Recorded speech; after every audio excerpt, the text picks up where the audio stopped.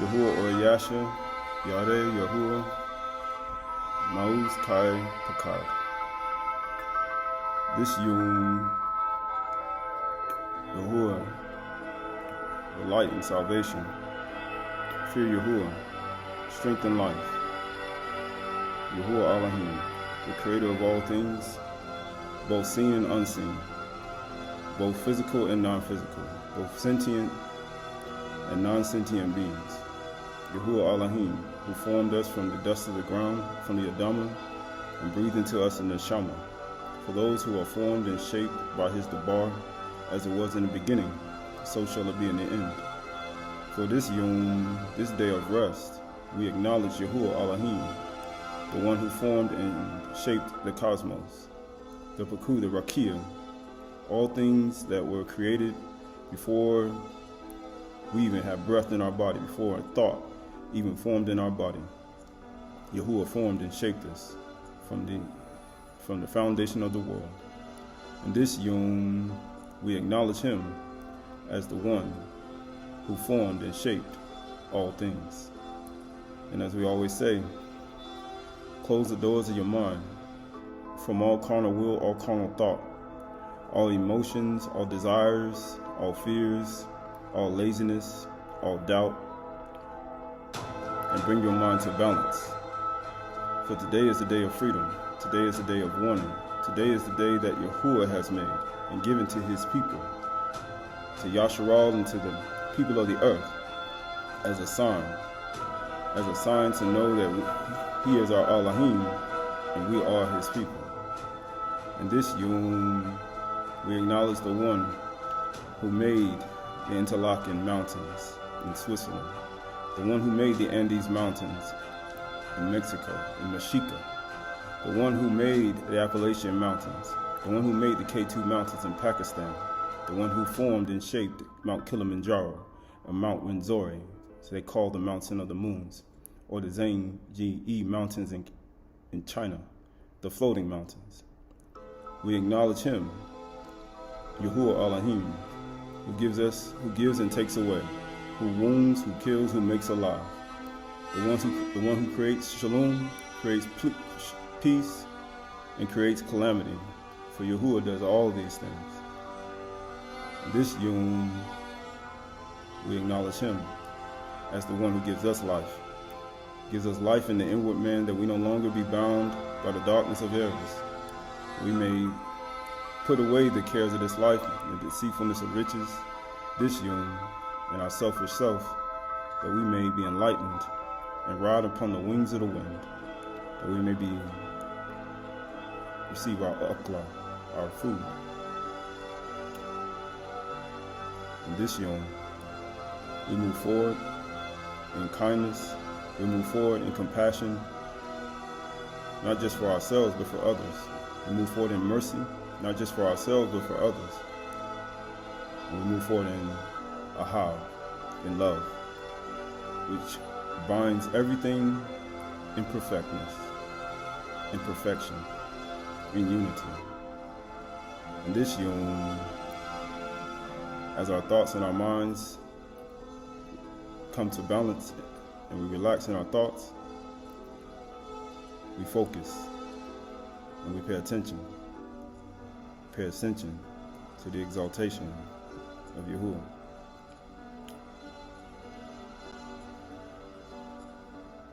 So this is the Nazarene Acts of Shalakim, the principles on which discussions should be conducted. It says right here, for some in the contest of disputation, when they perceive that their error is confuted, immediately begin, for the sake of making good their retreat, to create a disturbance and to stir up strife. So you start looking at when things are presented and things that are given, some people only listen for strife, only listen to create a quarrel, or go about with words to create things, but not knowing they're only creating from the ignorance that's in their mind. It says that it may be manifest to all that they are defeated. Right? That's the only reason one creates strife, because you just got defeated. And therefore I frequently entreat that the investigation of the matter in dispute may be conducted with all practice, all patience and quietness.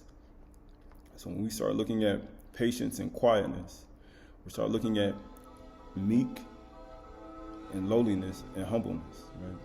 So that if perchance anything seemed to be not rightly spoken, it may be allowed to go back over it and explain it more distinctly. For sometimes a thing may be spoken in one way and heard in another way, right? You ever heard somebody speak one time, and you heard something, but it was heard in the wrong type of way? Sometimes these things happen in life, and you have to be able to, with patience and quietness, this comes from experience, to be able to resolve these things in a way that is, edifying, or equitable. It says, on this count, I desire that our conversation should be conducted patiently, so that neither should one snatch it away from the other, nor should the unseasonable speech of one contradicting interrupt the speech of the other, and that we should not cherish the desires to find fault. These are the things that you start seeing that's conducted in the world today. Anytime somebody says anything out of anything to do with anything spiritual, anything that's to do with anything that's conducted in a righteous manner, people are always trying to find something wrong or some fault. And these are all things we should not cherish, or hold dear to our heart when one is listening. But that we should be allowed, as I have said, to go over again what has been clearly spoken, enough spoken, that by the fairest examination, the knowledge of the truth may become clear. That's the goal of all of this. And anything that may be said or presented on these discussions or on this Qahalath or this lecture, right? Continuing on, says, for we ought to know that if anyone is conquered by the truth, it is not he that is conquered, but the ignorance, right, that is in him, right, which is the worst of all demons, Shadim, right? We start looking at ignorance, not knowing something. It's the worst of all demons, right? Because demons can take advantage of you. Shadim, when you don't have no information on the inside of your mind and your body, the bar, the understanding, Shadim and demons can take advantage of you because they're very wise. They've been here over 6,000 years. You only been here, 20 years, 30 years, 40 years, 60 years? They have a lot more experience than you. They have a lot more understanding than you. And if you don't actually get this information in your thought process, they're going to take advantage of you. So that he who can drive it out receives the palm of salvation. For it is our purpose to benefit the hearers, not that we may conquer badly, but that we may be well conquered for the acknowledgement of the truth. Right? For if our speech is actuated by the desire of seeking the truth, even although we will speak anything imperfectly through human frailty, because we are human beings, human frailty, right? Yahuwah, in his unspeakable goodness, will fill up secretly in the understanding of the hearers those things that are lacking. So if one through human frailty says something that may not be as clear or maybe obscure, or somebody make a mistake in what they say, a word, they spell it wrong, or they say something wrong, we're hoping that Yahuwah, in his unspeakable goodness, will fill it up in your mind. Right? For he is righteous according to the purpose of everyone. Right? It's not about one person. It's about for everyone. He enables some to find easily what they seek. Like some people go through the Torah and the writings, and they're able to go through and write on the board, or do some things and mesmerize the crowd and be able to find it so easily. Right? While others, he renders obscure even what is before his eyes. Sometimes other people go through it and it's obscure. It's kind of blurry. Right? But Yahuwah is not lacking in none of them. Right? He's trying to, through his Ben Yahusha, through his word, open everyone's eyes. It says, since then, the way of Yahuwah is the way of peace. The way of Yahuwah is of shalom. Let us with peace, shalom, seek those things that are Yahuwah's, with shalom and peace. If anyone has anything to advance in answers to this, let him do so. But if there is no one who wishes to answer, I will begin to speak. Right? So When you start looking at these things, these are all aspects of one walking in peace and shalom. So, in light of all of that, this is 2nd Ezra, Bith Azra 1654. It says, "Behold, Yahuwah know all the works of men, human beings, their imaginations, their thoughts, and their hearts, their labors." So Yahuwah knows every single thing that one thinks. He knows every intention, every thought of the heart. He can see all the way down to your quantum world inside of yourself, all the way down to your protons, electrons, neurons, quarks, molecules. He can see all the way down to the time sequence and the time schedule you're getting ready to do for the next day. He already can see what you're getting ready to do tomorrow. He already know, right? It says 55, it says, "Which spake but the bar, the word," right? Daleth Bith Rosh, "Let the earth be made," and it was made. So he spoke to the bar, Daleth Bith Rosh, right? And it was made. "Let the Shamayim be made," and it was created. He formed it just by speaking, or just by speaking out of his mouth. He gave a speaking ruach to a man and a woman to speak light. He formed Ish and Isha by fire, right? Because that's what Ish is fire. He formed an Ish and an Isha with fire, and they have fire in their mouth, which is their supernatural, how you say? Supernatural fire. It's your superpower. And if you don't speak your superpower, if you don't think your superpower, then guess what happens? You will get overpowered by the darkness of errors and shadim and demons. Right? Verse 56, "In his word were the stars made, the kukubim, and he knoweth them, the number of them, knoweth the number of them." So you look at all the kukubim in the cosmos, like the Greeks call the cosmos or the galaxy, or you look at the rakia or the firmament, that how the Abri call it. Right? You start looking at these stars. You look at the Peg star, the Tel star, the Uma star. You start looking at the Alphic star. Right? You start looking at the Sextian star, which people worship today. They worship sex. Right? You start looking at the Kima and the Quetzal, Orion. You start looking at Arcturus. You start looking at the constellations and the movements. He made them all. He even made the Yusuf star. And if you know how to tell stars, you know how to look at stars and constellations when they move during the cycles, you understand where Yusuf star is today. Right? But if not, you're just ignorant. Right? It says, verse 57, "He searches the deep and the treasures thereof. He hath measured the sea and what it containeth." Right? So he's already done this.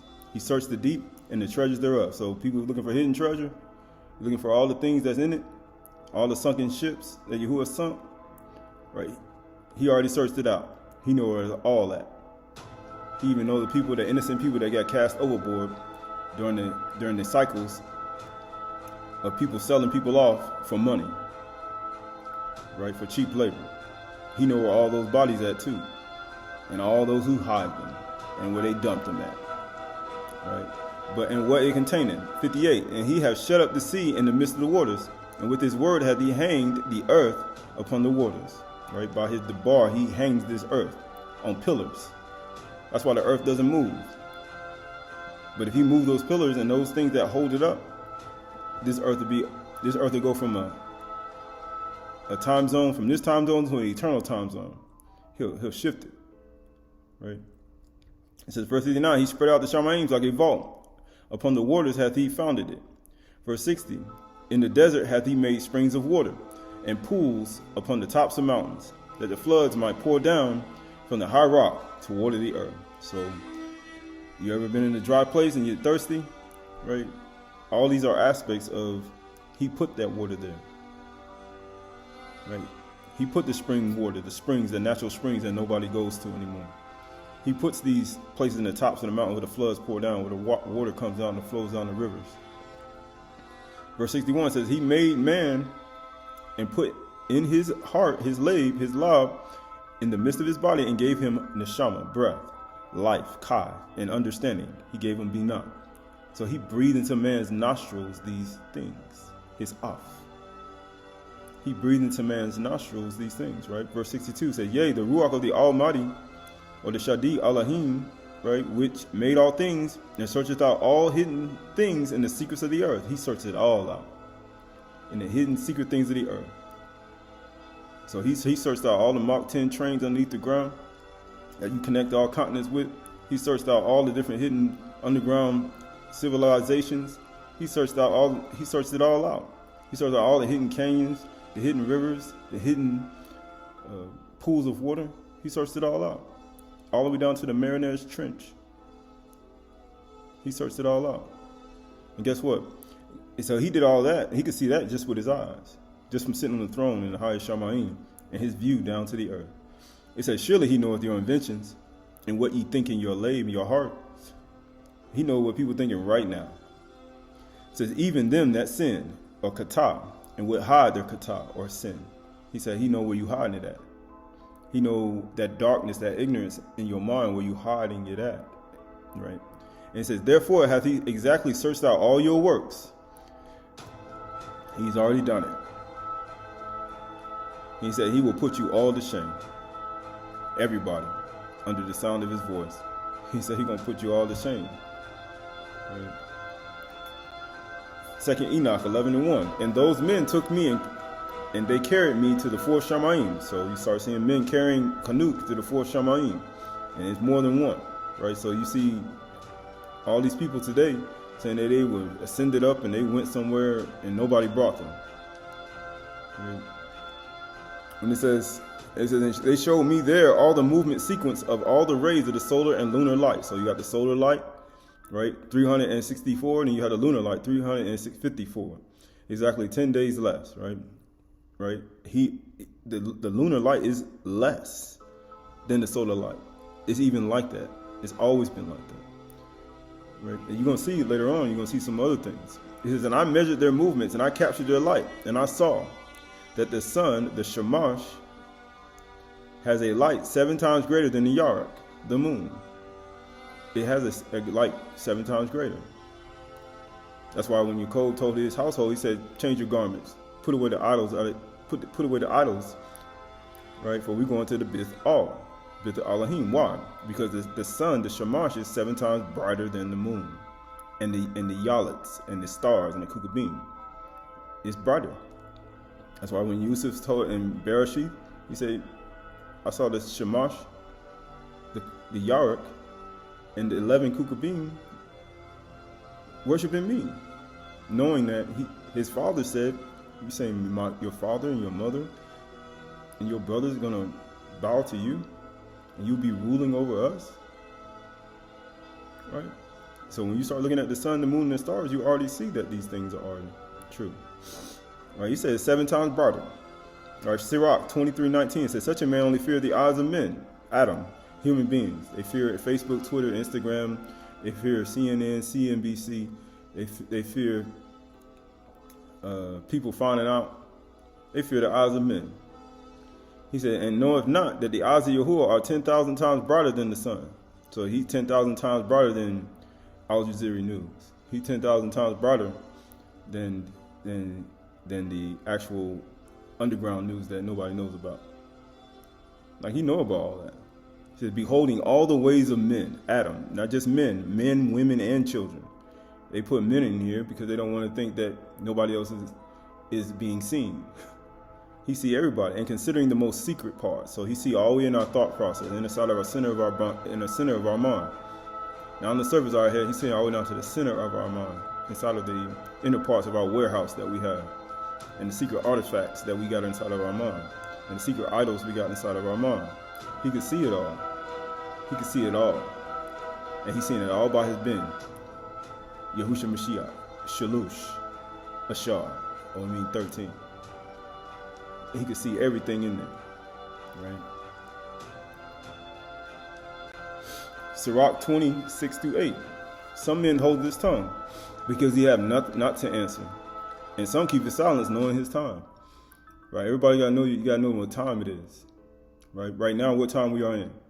We're in 3 months. We just went from the winter solstice. We just went into 3 months of nothing. Nothing growing, nothing. It's just cold, just like the world. Cold-hearted people, cold-hearted. I'd rather have you cold or hot. The world is cold right now. Are you hot? Are you warm? Are you in the fireplace? Are you getting heated up by the ish?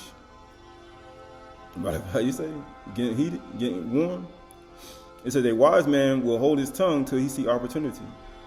This is how you know wise people. wisdom. Kukma. So you see opportunity. But a babbler and a fool will regard no time. They won't even regard the 364-day cycle of the Canute calendar. They won't even they won't even understand. They have darkness of errors and ignorance when it comes to the 354-day cycle of the Yarg. They won't even understand their own wife. Right? Because just like a moon goes from a crescent, right? Just like it goes from a crescent, and it wax on and waxing off, and goes to a full moon then no moon, that's the cycles of a woman, a Yarg. And these are the aspects of ignorance. Right? He says, dwell with a woman according to knowledge, right? And people don't even know these are the aspects that one has to understand, right? Just like a shamash is 7 times brighter. And if one doesn't understand that the sun is, the shamash is 7 times brighter, then how will one understand the Yarg? And how will one understand the stars, the Kukubim, right? So he knows this time, right? So this is wisdom of Shaluma, or actually Shaluma, wisdom of Solomon, ODE, 8 and 8. So we go 8 through 13. It says, hear the word of truth and receive the knowledge of Yahuwah, right? So receive it, right? It says, for your flesh may not understand. Of course, you know your flesh, your basar. That's why we say close the door of your mind from all carnal will, all carnal thought, right? All emotions, desires, and fears. It says, your flesh will not understand that which I am about to say to you, nor your garments. So all your garments, your white garments, your nice dresses, your head wraps, 9 head wraps, your fringes, all the things that people wear, all the garments, that clothes that people wear to try to cover themselves. He said, your garments, it says to you, what I'm about to say to you, nor your garments, that which I'm about to declare to you. Your garments ain't going to understand this. Your clothes that you wear ain't going to understand what I'm getting ready to say. Right? Your flesh can't understand it either. So these are all talking about the outer man, the outer image that man puts in front of people to declare themselves to be righteous or pure. I wear all white. I get immersed in the water and I'm all white. And I get in and I get out the water and I'm pure and everything you can say, right? Right? Outwardly, one may appear righteous, but what does the inward man look like? Right? Verse 10 says, keep my mystery, you who are kept by it. Keep by Amunah, or faith. You who are kept by it. And understand my knowledge. You know, it says, you who know me in truth. Love me with affection, you who love. Those who love. Who have a hob for this person. It says, for I turn not my face from my own, because I know them. He don't turn his face from those he know. He said, I know them. And before they had existed, I recognized them and imprinted a seal on their faces. He did that. I fashioned their members in my own breast. I prepared for them, that they might drink my Kadush milk and live by it. That's what he did. He said, I am pleased by them, and I am not ashamed by them. He's not ashamed to call you his child. He not. For my work are they, and the power of my thoughts. Right? You see how powerful his thoughts are, and what he has, and what he's able to do. That's the same power you got. Because he said one's created in his image and likeness. Because the knowledge of Yahuwah is actually something that your flesh and your garments can't understand. It's not designed for your flesh and garments to understand. Because if it was, then your flesh and garments would be moving around. And now if they started moving around like that, then you have to be checking for magicians. Like Fantasia. Right? Like how you say, like Mickey Mouse. When the garments start moving around and jumping around, he put the magic wand, the actual wood on it. It's not for the understanding. Right? So this is Psalms 51:10. It says, come, O children, listen to me, and I will teach you the fear of Yahuwah. What man is there who desires life and loves many days, that he may see good? Keep your tongue from evil and your lips from speaking deceit. Turn away from Ra and do good. Seek Shalom and pursue it. Seek peace, because we just read, the way of peace is Yahuwah, is the way of peace, the way of Shalom. He is the way of Shalom. He says the eyes of Yahuwah are toward the righteous. We just read that his eyes he don't turn his face away from them he knows. The eyes of Yahuwah over the righteous. Those who, this is our righteousness. If we keep his commands, this is our righteousness. We are righteous, right? He that is righteous, let him be righteous still. And his ears are toward their cry, because you're his child. He said, when somebody do something to you or something happen, cry to Yahuwah, see what happens. Do it, and you'll see what happens. It says the face of Yahuwah is against those who do evil. Ra, you do Ra to his children, you do Ra in this world. And he says to cut off the memory of them from the earth. When he say cut off the memory, he's talking about literally remove you from the face of the surface of the earth. No matter where you are, if you're in the Shamayim, or you're on the earth, or in the center, he'll remove you. He'll take you send you to the spirit world.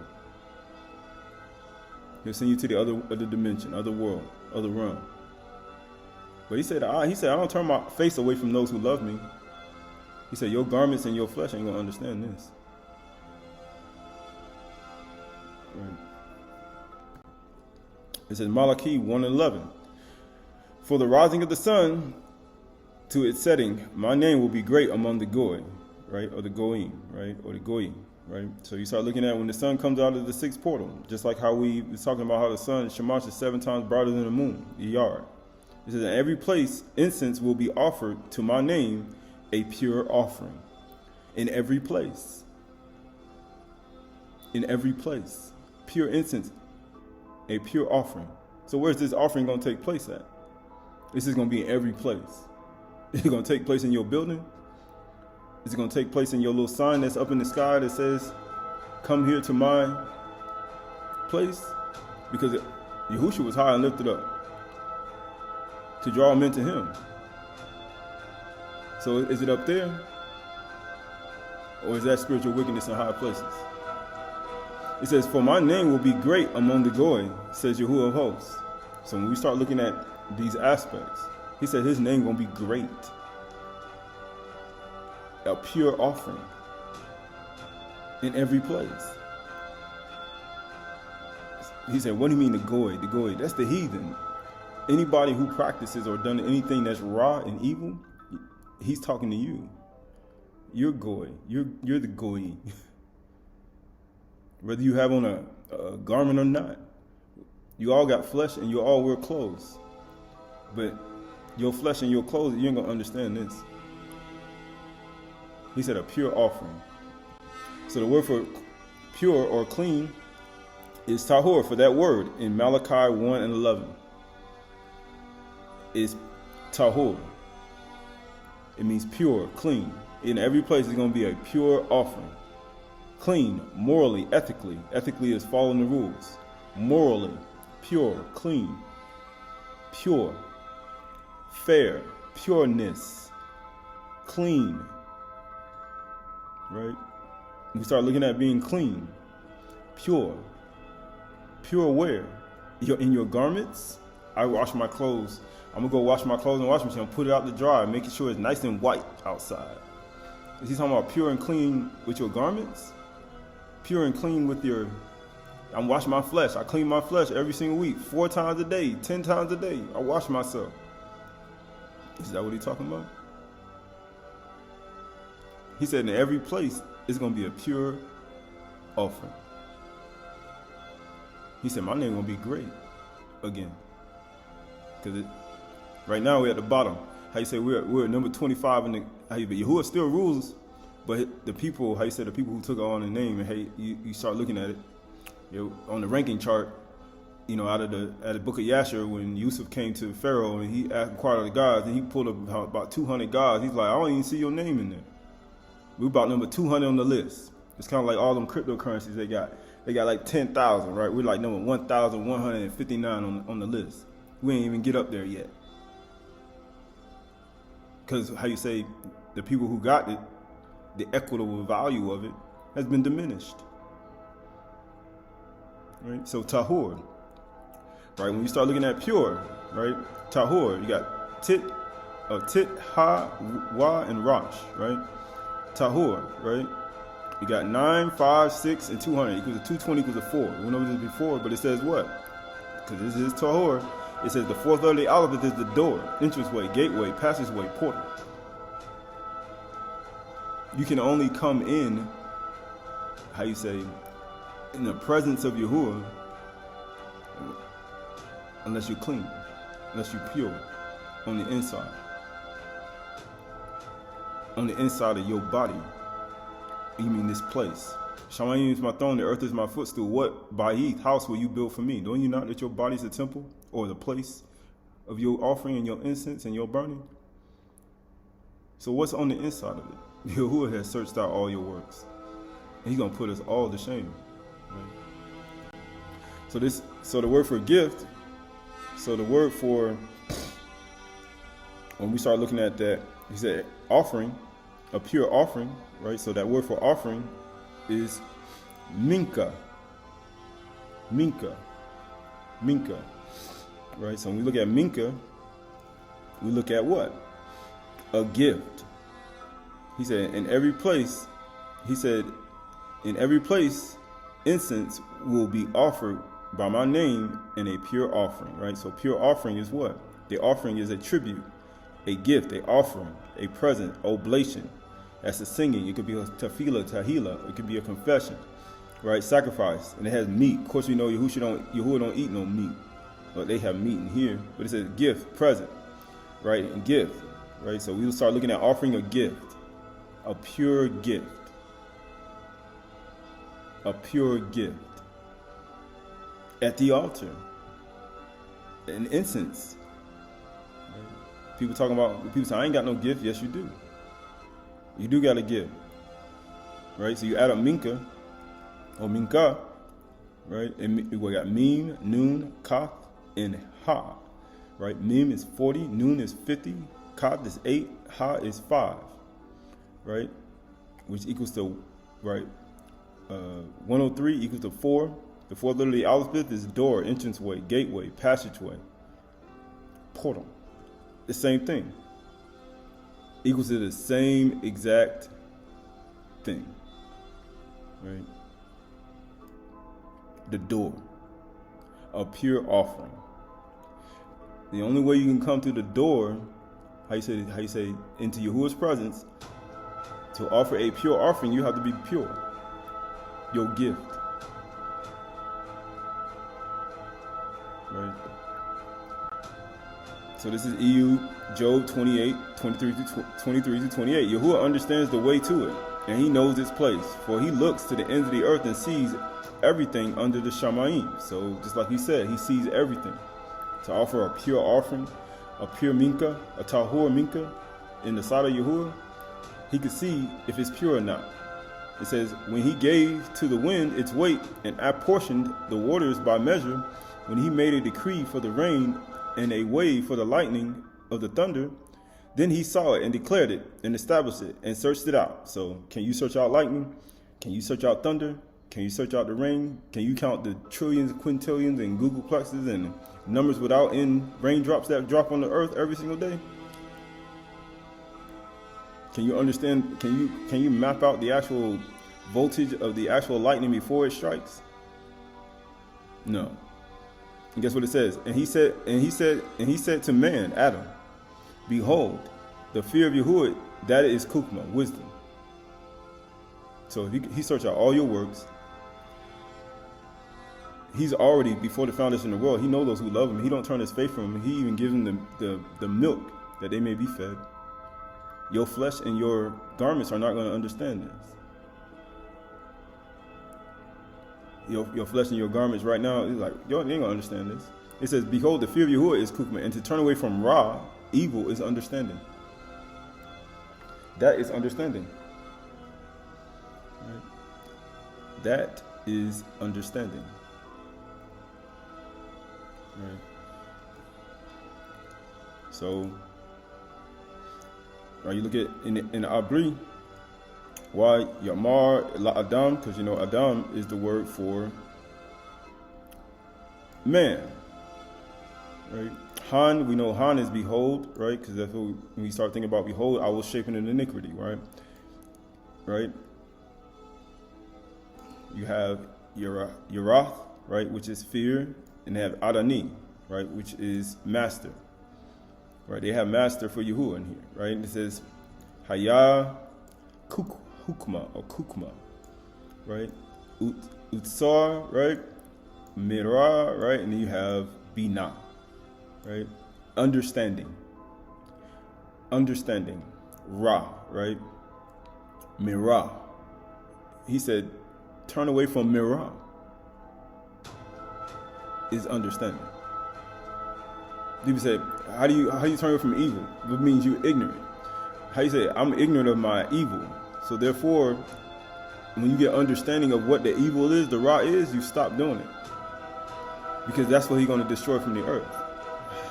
Right? This is the Nazarene Acts of the Shalakim. So we must, above all things, hasten to the knowledge of the truth.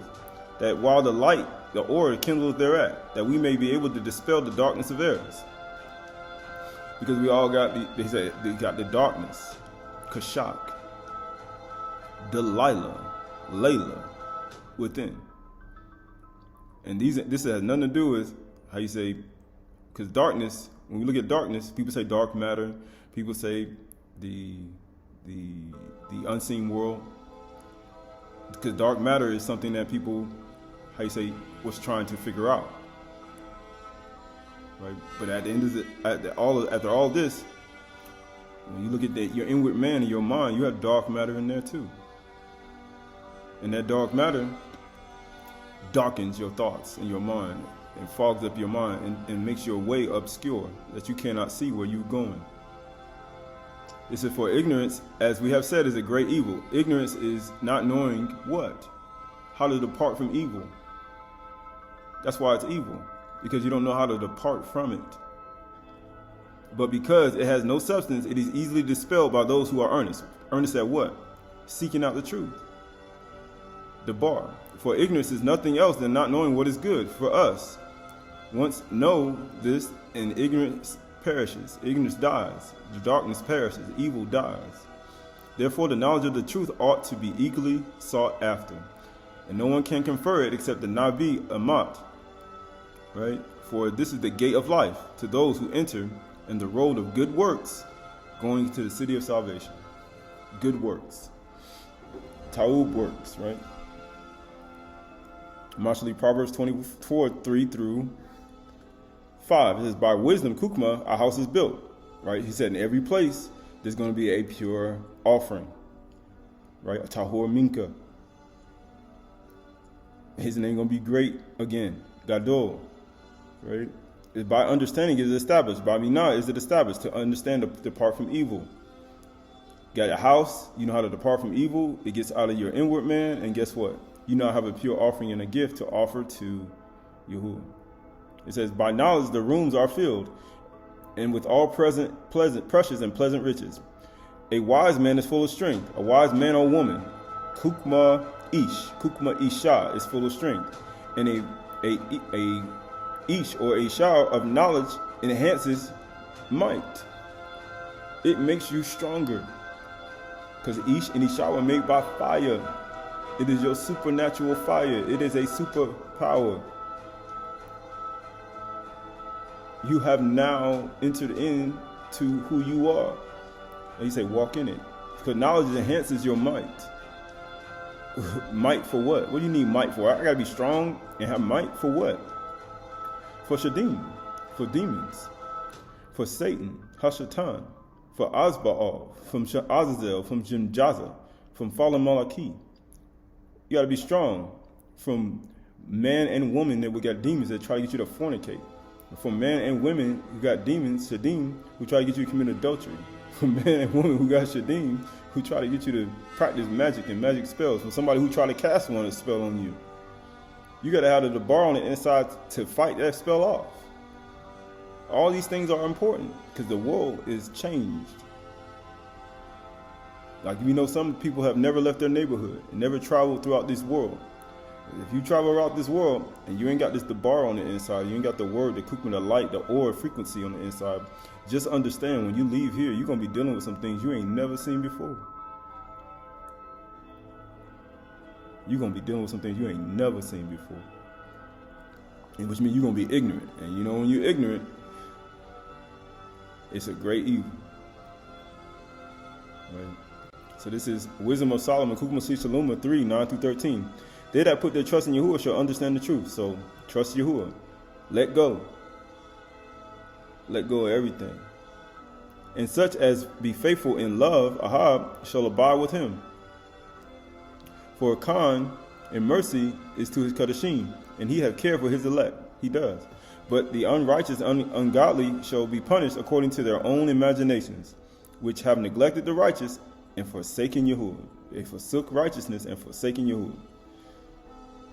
The darkness of errors, your own imaginations. These are old. He said, my own thoughts, my own ways, my own understanding, my old ways. It's just who I am.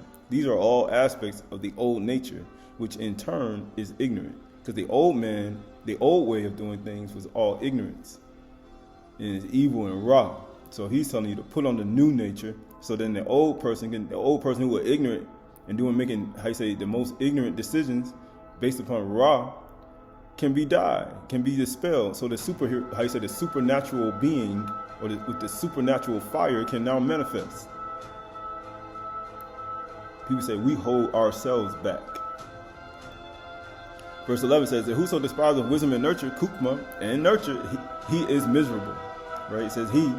Why? Because the ish is 7 times brighter than the yarek. He is miserable because he despises women and nurture. What he need kukma and nurture for? And their hopes is in vain, and their labors unfruitful, and their works unprofitable. Why they need it? Why does the yard, or the shamash, who's 7 times brighter than the yard, need kukma, need to be nurtured? Why?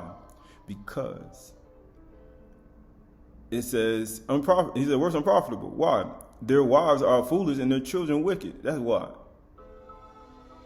And their offspring is cursed.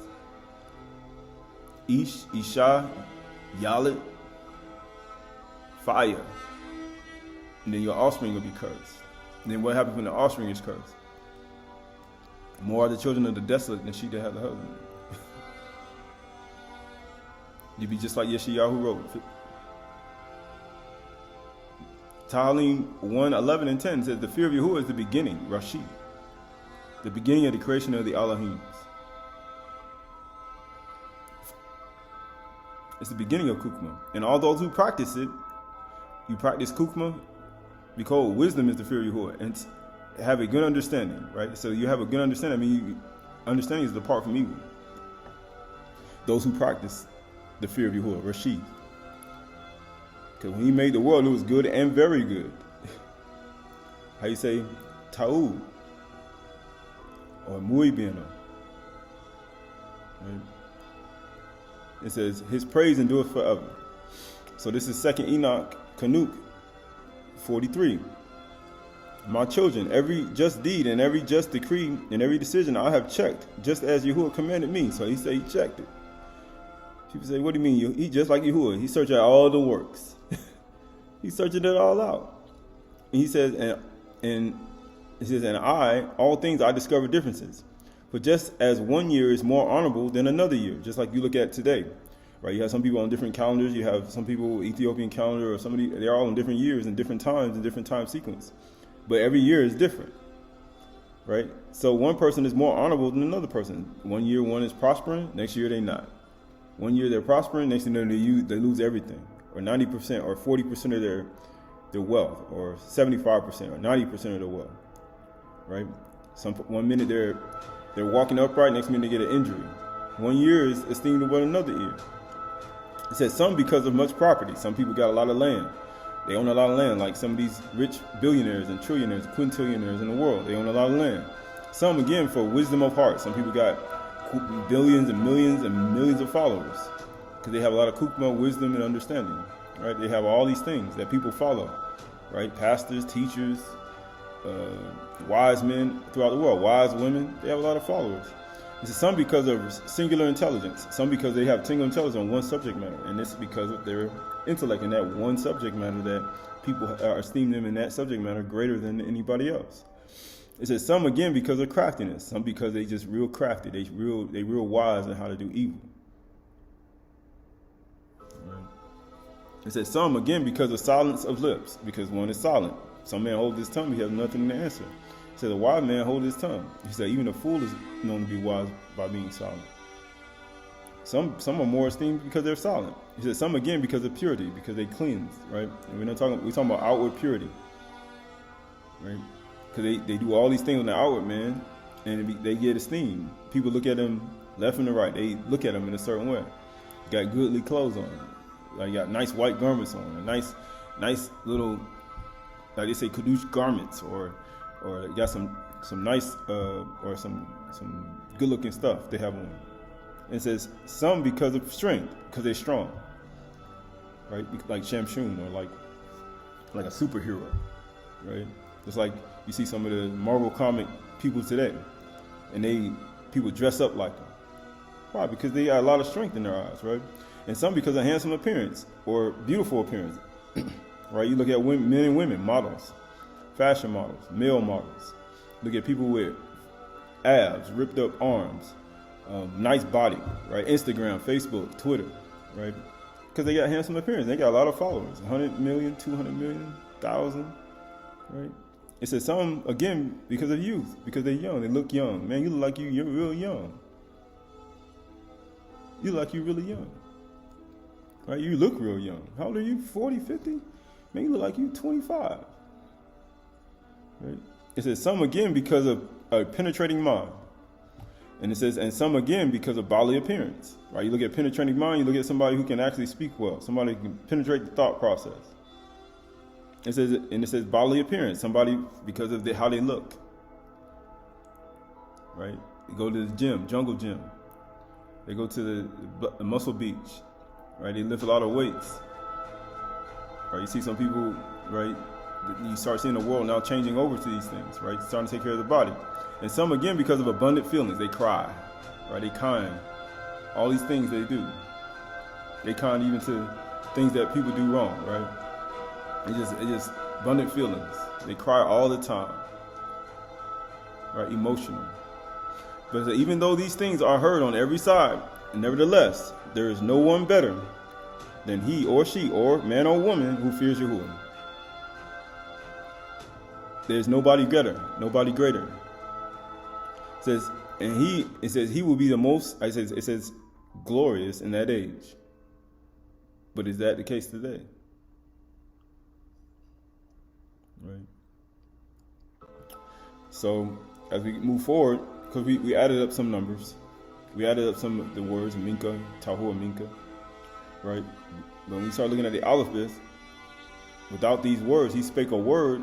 That's the only way he created anything. Right? He created it with the alphabet. He formed and shaped a word, and that word created. He formed and shaped every language with it. It is the root of all languages. Right? So when we start looking at the alphabet, we're looking at the aleph to the two, or aleph to the tav, right? We start looking at it, and we move forward in it, and understanding it, knowing that through the process of doing it over and over again, one can, understand, from the aleph to the tav, right? You say the first and the last, the beginning and the end, right? So you understand from the, how you say 1 to 22, right? How you say 23, right? Which is this year, or they call 2023, right? These are all aspects. Right? So this is Aramaic Targum, Bereshit, as we move forward into this. It's in all Yahuwah, and Yahuwah saw that the wickedness of man was great in the earth. In all imagery and thought of his mind, his heart was only evil, raw, every single day. He said, Book of Tehillim says that Yahuwah is angry with the wicked every day. Every single day. It said, and it repented Yahuwah in his word that he had made man upon the earth and passed judgment upon them by his word. And there was repentance before Yahuwah in his word that he had made man upon the earth. And he said, and judge in his lave, in his mind, in his thoughts. And Yahuwah said, I will abolish by my word human beings whom I have created upon the face of the earth, from man to cattle, from reptiles to fowls of the Shamayims, because I have repented in my debar that I have made them. But the Nuach found favor before Yahuwah. So in his word, he repents. In his debar, when he is debar, he repents. So therefore, when one hears the debar, what does one have to do? When one finds Ra on the inside. So Bereshit 6 and 5, ESV says, Yahuwah saw that the wickedness of human beings was great in the earth, and that every intention of the thought of his heart was only evil continually. And Yahuwah regretted that he had made man on the earth, and it grieved him in his heart. So Yahuwah said, I will blot out Adam, human beings whom I have created on the face of the land, man, animals, and creeping things, and birds of the Shamayims, for I am sorry that I have made them. But Nuach found favor in the eyes of Yahuwah. He said, I am grieved that I made them on this earth. Right. So word for imagination is laid. We talk about the inner man. Mind, will, heart, understanding. Every imagination and intention is evil. Inner parts, mist, heart, man. Person says they forgive somebody, and then they say, I don't accept it. Right? Evil, right? Heart, soul, heart of man, mind, knowledge, thinking. People think about evil, Ra. Think about evil purposes and things that they're going to do. Memory, inclination, resolution. People resolve things evil, right? He said it's resolved, but then he said go right back to Ra, right? The book of Tahur says what? He said when they speak fair, believe them not, for they have 7 abominations in their heart. People say, what do you mean by that? Because he knows that people are Ra, right? Determination and will, conscience, heart, moral character, right? Moral character. People like have morals. People say, I have a lot of morals, right? But in actuality, their morals is Ra. People pretend like they have morals just to get sex or worship the Sectian star system. That's exactly what they worship.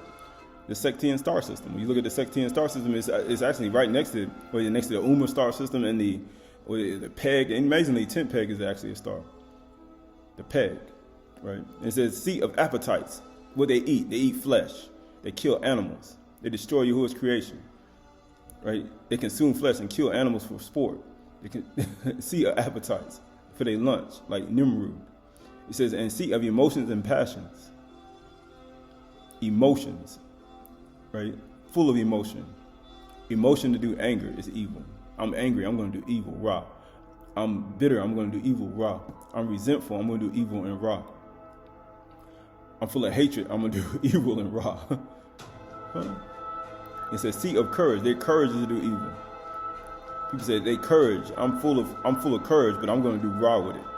Not full of courage, I'm going to do something righteous, something pure. I'm full of courage to deliver somebody. I'm full of courage to do Ra, evil. To set somebody, to destroy their life. Right? To get, people say, to take a child away from him, right? Or to move away. Right? All that stuff is evil, Ra. All this stuff is wicked, right? So the word for thought, right? Every thought was evil. It says thought, device, plan, purpose, invention, right? Every invention, every thought, invention, right? Is evil, is Ra. Your purpose, plots, advice, right? Advice is evil. I'm gonna give some advice to somebody, knowing that it's deceitful, right? Knowing that I need something from him. I need him to do something, so I'm gonna give him advice to him and then make him fall and then laugh at him. That's Ra. That's the evil device. That's evil plan, right? Plots. That's evil plots. Laugh at them, right? Imaginations, your imaginations and thoughts, your devices. People use these cell phones and the technology for Ra. All these things they use for Ra. They don't use it for righteous purposes. They use it for Ra. Use it to get in relationships and control somebody from another country. Use it to get in relationships to control people and manipulate them through sorcery. No good and well, they have no intentions of anything righteous and pure, but yet they use it to control your mind. And it's still because they're inflamed by the shadim on the inside. Every imagination and thought is Ra. And it says what? Makashaba, right? Right, when you start adding it up, because we did it before, Min Kath Shan Bith Hey, 48, 300, 2, 5. You get 361. We start looking at 361. We start looking at thoughts. We start looking at a 90-day cycle, 90 days per cycle. So you have 91. Right, when you start looking at 361, you start looking at a 361. You start looking at 10, you start looking at 1. Being a cod, right? But then we start at 361 times 4. When we start thinking about 364-day cycle, or 361 times 4 equals 1,144. Which equals to 13, or shalush ashar. Right? But every thought and device and purpose is evil. The word for evil is ra. Ra. Every imagination and thought and device and purpose is unpleasant, is misery, displeasing, unhappy, evil. Is evil, ra, trying to cause injury. All these things are evil. Actions, thoughts, right? Bad. All these things. When you say bad, well, you know that means linen. Right? But you see people with linen garments on who are raw. Right? But they put bad in here because that's the word they want you to use to say, oh, it's wrong to wear linen. Or bad, like they say. Or bad. Right? Misery, distress, right? Adversity, right? Sometimes you go through adversity, it's raw and evil, but sometimes you go through adversity because you deserve it. You deserve every single bit of it. Right? So you add up ra equals to what? Rosh, 200, ayin, 70. What does that mean? 270, and you have 9. 270 equals to 9. Right? Equals to 9. When you look at the actual adding it up. 9. Ra. Right? People say, how does that coincide with anything? We'll see. So this is Shamuel. So as we get through all of that, right? This Shamuel, 2 Samuel 13, 1 through 33. Right? So this is this Shamuel. So you can use, some people use Ba'ith Shamuel because it's the second letter of the alphabet. Some people use Shany. Shamuel, right? 2 Samuel 13, 1 through 33. It says, now Absalom, which means father of peace, David's son, had a beautiful sister, whose name was Tamar. And after a time, Amnon, David's brother, loved her, right? David's son, loved her. He loved her after some time, right? So it took a while, a couple of seasons, right? And Amnon was so tormented that he made himself ill because of his sister Tamar, for she was a virgin, and it seemed impossible to Amnon to do anything to her, right? Because he wanted to get it. He was inflamed in his loins, in his private parts. He was inflamed in his loins, and every single night he would see her, and he would always get aroused in his loins, and he was being tormented all night by his lust, right? And he wanted it bad. That's basically what he was going through. We all in the flesh, and a man and Isha in the flesh. That's what happened to him. He was inflamed every season that went by, and it seemed impossible for Amnon to do anything there. He's like, man, I ain't never gonna get it. Right? But Amnon had a friend, so he had a friend. How many of y'all got friends? We all have friends. You got friends? Everybody want to have a friend, right? Whose name was Yahunadab, right? Or Jonadab, or Yahunadab, the son of Shemaiah, David's brother. So David had a brother, Shemaiah, right? And guess what? He was the friend of Amnon, who was inflamed all night, having lustful dreams, lustful thoughts. All he was thinking about for a whole bunch of seasons, he was inflamed with it. And guess what it says? And Jonadab was a very crafty man. So he was real crafty. You know, we just read in the second Enoch, some get real, how you say, is esteemed above another because they real crafty. It says, and he said to him, O son of the king, why are you so haggard? Why are you so haggard morning after morning? Will you not tell me? Amnon said to him, I love Tamar, my brother Absalom's sister. Right? So he like, man, I want her. And it's in Yahunadad said to him, lie down on your bed and pretend to be ill. So he lie down on your bed and pretend to be ill. So this is his crafty friend. That's what friends do today. They see a woman, they see a girl, or they see a young woman inside of like a school or in a place or in a certain place, and they're like, man, you're gonna get with her? And they teach you how to get her without saying, oh, you don't hear his friend saying, marry her, betroth her, do something other than that, right? But that's his sister. We're talking, well, he say his brother's sister, because he was a daughter from another, mother, right? And it says, Yonadab said to him, lie down on your bed and pretend to be ill. And when your father comes to see, say to him, let my sister Tamar come and give me bread to eat, and prepare the food in my sight, that I may see it and eat it from her hand. So he was like, I need to get in her presence. He said, in order to do that, tell your father, lay in your bed, pretend that you're ill, and then request her to come and give you bread. It says, so Amnon lay down and pretended to be ill. So he obeyed the craftiness teachings of his friend. How many times in your life have you obeyed the crafty teachings of your friend, and it put you in a situation of sin, or kata, or a way of creating kata in your life? How many times has that happened in your life? Most people don't want to go through their life and see, but you need to repent for these things. And it says, and when the king came to see him, Amnon said to the king, please let my sister Tamar come and make a couple of cakes in my sight, that I may eat from her hand. So he obeyed the instructions that were given to him. Right? So keep all that in mind. So the word for virgin is Bathula. So she was a virgin, a Bathula. A Bathula, to separate, virgin, to separate, a virgin, privacy, right? A maid, a bride, a virgin maidens. She was a Bathula. That's what she was. And he was burning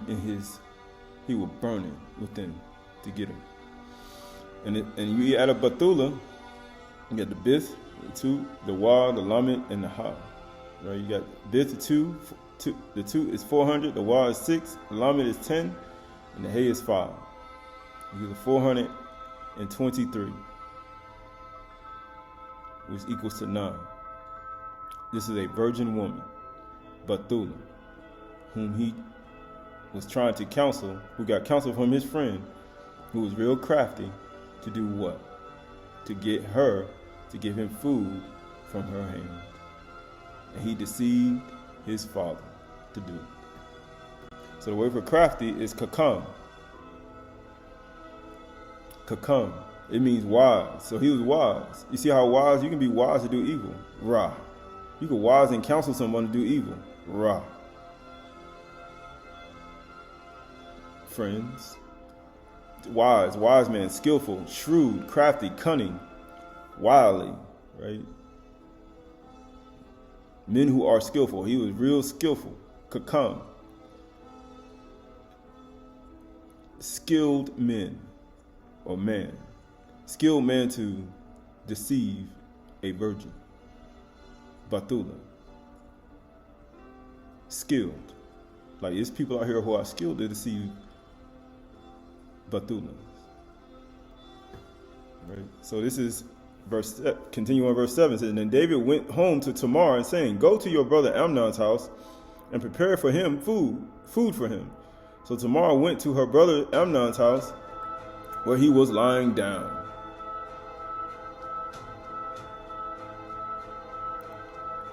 Where he was lying down.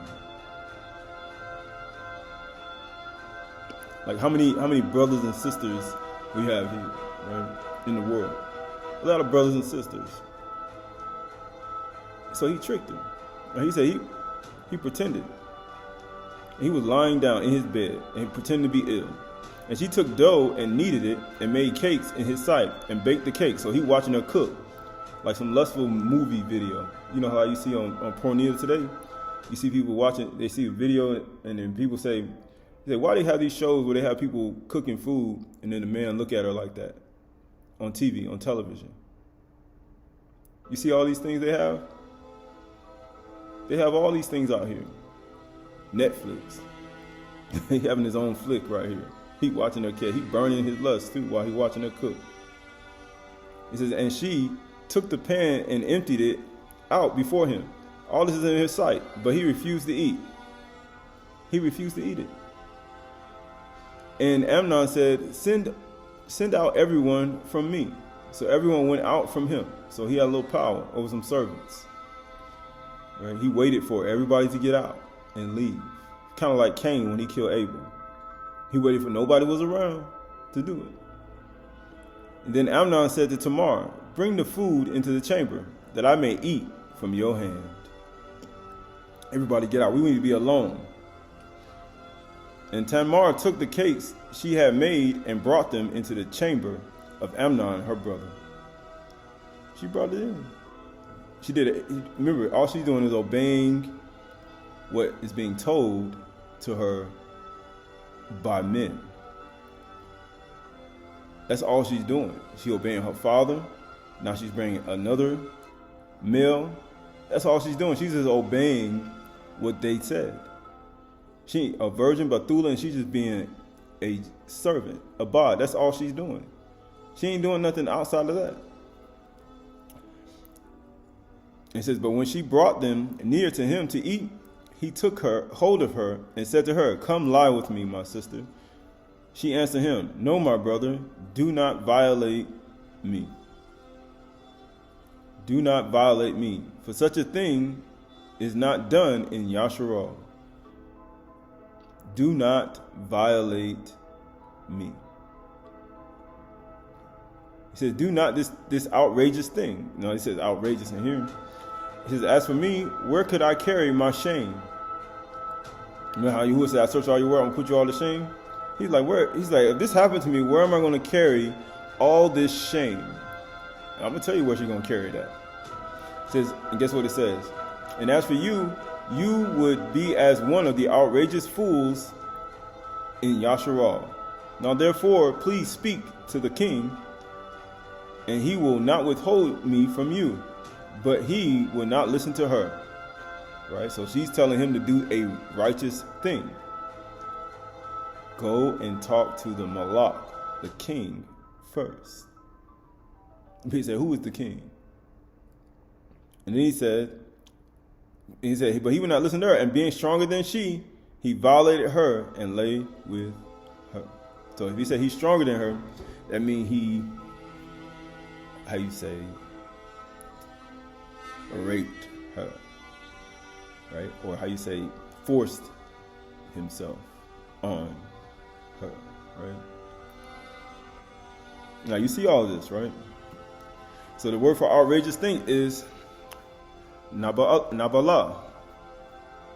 Nabala. It means what? You'll be one of the outrageous fools, right? Or senseless.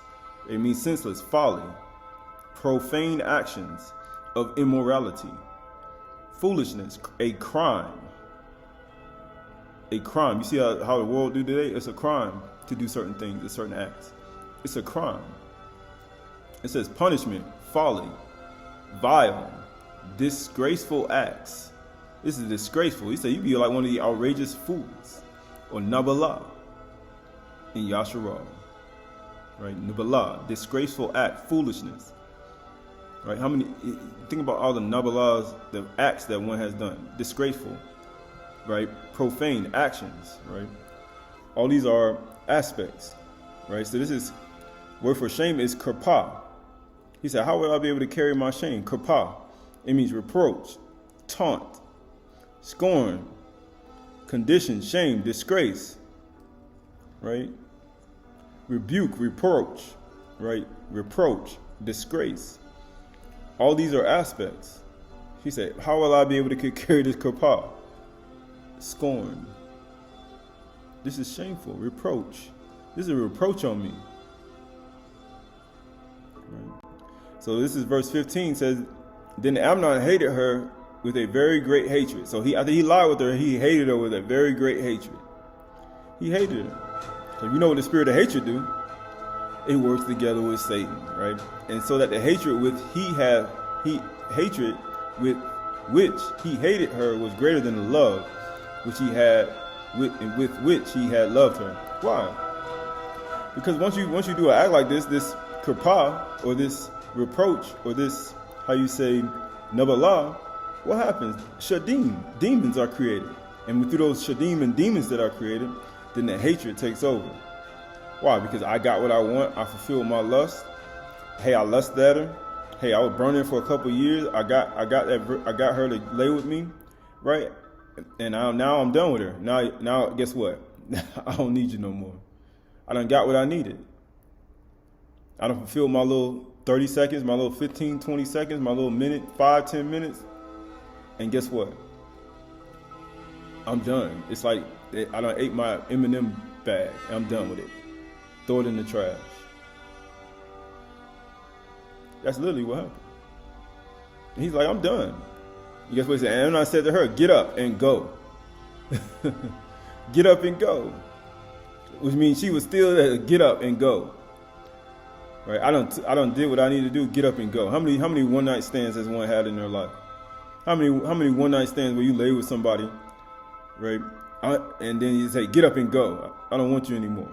How many? This is one night stand. How you say? They say one night. How many times how many women have been defiled in this world? And then they say, get up and go.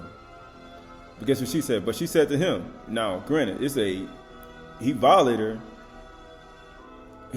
her, but she said to him, no, my brother,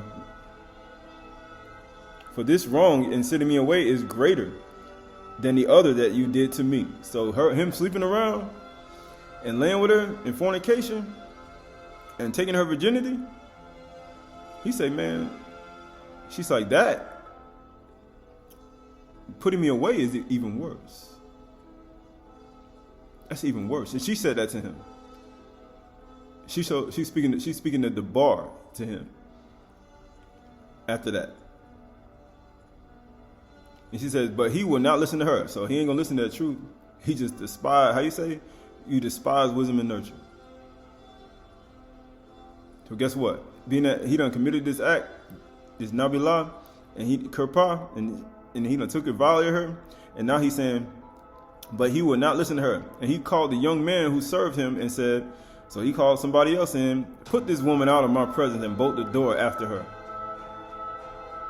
He just violated her, wouldn't listen to the truth as she told him, don't put me away. And he told her, get up and go. Then he had hatred for her, all in his heart. And then he said, bolt the door, which means put her out and lock the door.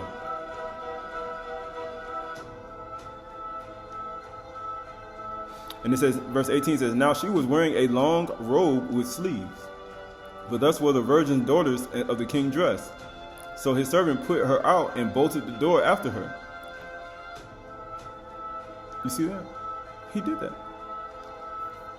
He put her out.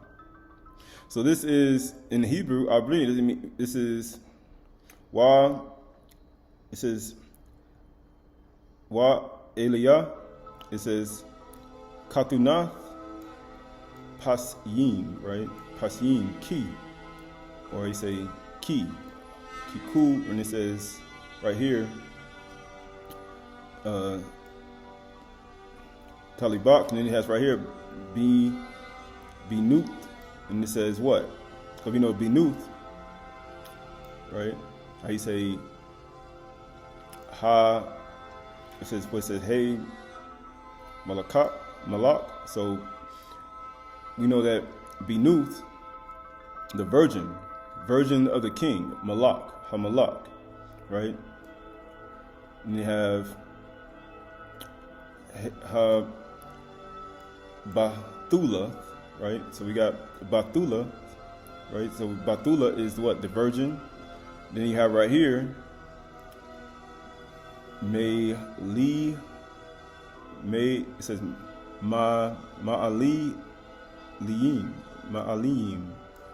That is for robe, or how you say dress. So when you start looking at Batula or Katuna Pas, then you see Hamalak, and you see this word Malilim. These are all garments that she wore. This is what she wore. And this is what she had on, signifying her virginity, or how you say that she was pure. Right? Remember, the only thing she was doing was doing what the king or the malak and the males were telling her to do. And by doing what the males told her to do, you see one person burning their lust, you see one person giving crafty counsel. Notice that all the males are against this one virgin. That's just crafty and making all these counsels, and then tricking another male and then getting her to come. Or you say an ish. So you got all these ishes against this one man, or against this one virgin. How many times in your life, Isha, woman, Batula, have you been violated by an ish, a man? Right? So you start looking at this. And it says, verse 19, and Tamar put ashes on her head and tore the long robe that she wore. So she took off her virgin garments, tore that thing off. I don't want it no more. She tore it. And she said, and she laid her hand on her head and went away. Why did she put her hand on her head? Because she has now been in, how you say, the energy and the hatred and the, how you say, the violation and the being violated, and all that energy, that negative energy and all that hatred is now going inside of her. And now she has grabbing her head and she went away. And guess what it says? Crying aloud as she went. And now she had all the emotions, seats of appetites. And seat of emotions are now raw. It's now raw. And now she grabbed her hand on her head, and that's raw. It's evil. It's raw. And now she has shame. And now, what is this woman getting ready to do? What's going to happen to somebody, like look in this world today, you see all the women that get violated, all the people who get violated, all the women who get violated in the world. So what do you think they're going to do if they don't ever deal with this inside of their thoughts and their mind? They just had all these things just happen. Hatred, right? Violation, violated her, get up and go, rejection. So you got rejection, hatred, you got get up and go, you got the emotional side of it, you got we're all human. You got the emotional side of it. You got all this energy bottled up inside of this virgin woman now, who just now is not a virgin anymore because the person just took it and told her to get out and go. So what do you think that person going to do in the future if she don't deal with this energy? This raw that happened, this situation. Now think about women who've had this happen to her many times, not just one time, but 2 times, 3 times, 4 times, 5 times, 6 times, some even 20. What are they going to do in the future? Right? So the word for hatred is Shany. He said he hated her even more. Hate, to hateful, hating, to hate. Because you know he hated Yahuwah. By not listening to the virgin in the first place, go see the king. But also he hated her after he committed fornication and took her virginity. He hated her. Shany. Hate. So that same hatred, him hating Yahuwah, guess what? It's in his mind too. I hate her too. And he's like, I hate him too. And guess what? What's going to happen to it? Now you think about all the women that happen to it in their life. What are they going to do when they later on they meet another man? They're going to explode all that hatred that they have for all the people and all that energy. They're going to explode on you if that woman don't deal with it. If they don't deal with it, they're going to project all that energy on you. Man, Ish. They're going to reject it on you. They're going to open it up on you. Why? Because These are not things you just forget. You don't forget it. Right? So this is, word for hatred is sinner. Because we know we talk about sinner. So he that has hatred, hatred, that word for hatred is sinner, has a lying tongue. That's why you see he had hatred in his heart for her. But he loved her though. He only loved her for that little bit of pleasure. But he had sinner. He had hatred in his heart though toward her. He was a sinner. He had hatred for Yahuwah. He had hatred for his word. And he had hatred for his sister. He had hatred because he didn't want it. He just like, hey, I did this thing. And granted, you think that's the first time he did that? That was his first time ever violating a coup, or how you say, a sister. That ain't the first time he did it. Right? He had hatred, Shany, and he had sinner. So that he had hate. The hate that he had for her was what? Greater than the love, and he hated her even more. That word, he gave even more hatred. Then he become a sinner. Right. So the word for long robe is katunath. Katunath, it means to cover, meaning to cover, tunic, undergarment, a long shirt-like garment to cover, a robe, a tunic. A tunic. A tunic. This is what she wore. This is what the virgin, the Batula, wore. You add up katunath, it's kaf, tu, nun, and tu. Katunath, right? Which you have what? You have 20, 400, noon, 50, and 400. Because 870 is equal to 15, which is equal to 6. This virgin, katunath, had on this long robe. Long robe. Isn't that something, right? So the word for sleeves is pas. Pas, right? It means what? A tunic reaching to the palms and soles. To the palms and soles. Long sleeve tunic. Many breadths, right? Diverse colors. Diverse colors. Varied colored. So it was a tunic of many colors. Right? It also means what? The palm of the hand or sole of the foot. It's a tunic, a long sleeves, right? A pas of many colors, right? Many colors. Pas. So the word for a robe is mahaliyil, right? We just read that word, mahaliyil, right? Hamalek, hamaliyil, right? Maliyil. It means a robe, a garment worn, a tunic of men of rank, a long. So you think she wasn't of a higher standard? By wearing those garments, Maliyil, she was of a high standard. But look what happened. All that bottled up energy, and guess what? If somebody married that woman or go get that woman, she's going to explode on you because of all that hatred that she has bottled up inside. That stuff is in there. People say, it's not in none of these. I'm like, it is. You may not think it ain't, but it is. It's called trauma. Right? Traumatic experience. It says covering a robe, outer garment. It says a cloak, coat, mantle, robe. Right? So, mahalayil, right? When you start looking at this word, you got meme, ayin, yad, alamed. Right? You got the meme is 40, the ayin is 70, the yad is 10, and the alamed is 30, which equals to 150, which equals to 6. All this is at 6. Amazingly, katunah. Notice how all these are equal to one letter. Right? Keep that in mind.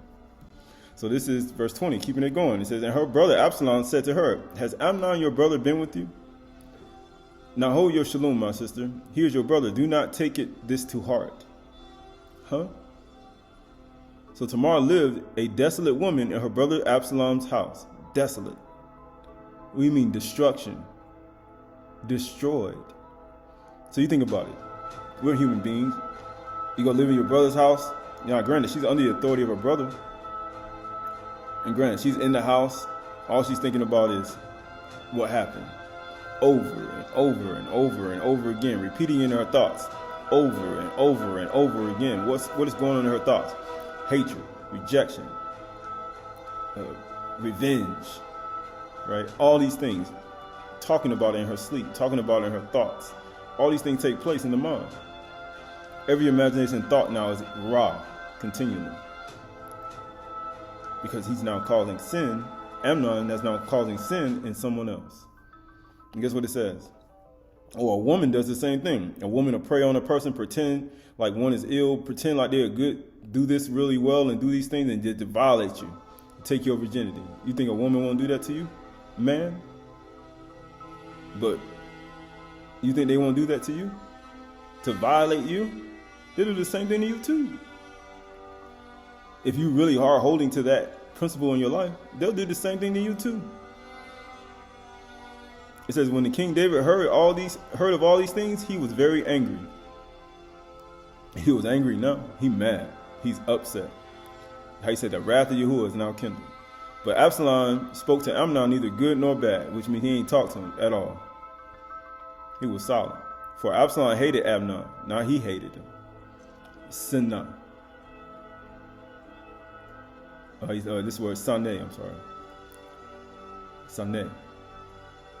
Because he had violated his sister Tamar. He violated her, he stole her virginity. He took it and he put her away. He violated her. You violated my sister. And guess what happened? After 2 full years, so this 2 years have gone by. You think Amnon ain't sleep with nobody else after that? Oh, 2 years gone by and he ain't been with no other woman? After 2 full years, Absalom had sheep shears at Baal Hazor, which is near Ephraim. So you start thinking about all the men, or the men today. You done slept with so many women, and you remember those virgins you slept with, that you stole the virginity from? You just understand. All those things that you did, even though you go sleep with people who are not virgins and you still fornicate, just understand that all those other women are still, how you say, remembered. It said it had sheep shears at Baal Hazor, which is near Ephraim. And Absalom invited all the king's sons. And Absalom came to the king and said, Behold, your servant has sheep shears. Please let the king and his servants go with your servant. But the king, Malach, said to Absalom, No, my son, let us not all go, lest we be burdensome to you. He pressed him, but he would not go, but gave him a barak. Then Absalom said, If not, please let my brother Amnon go with us. Right? Let Amnon come.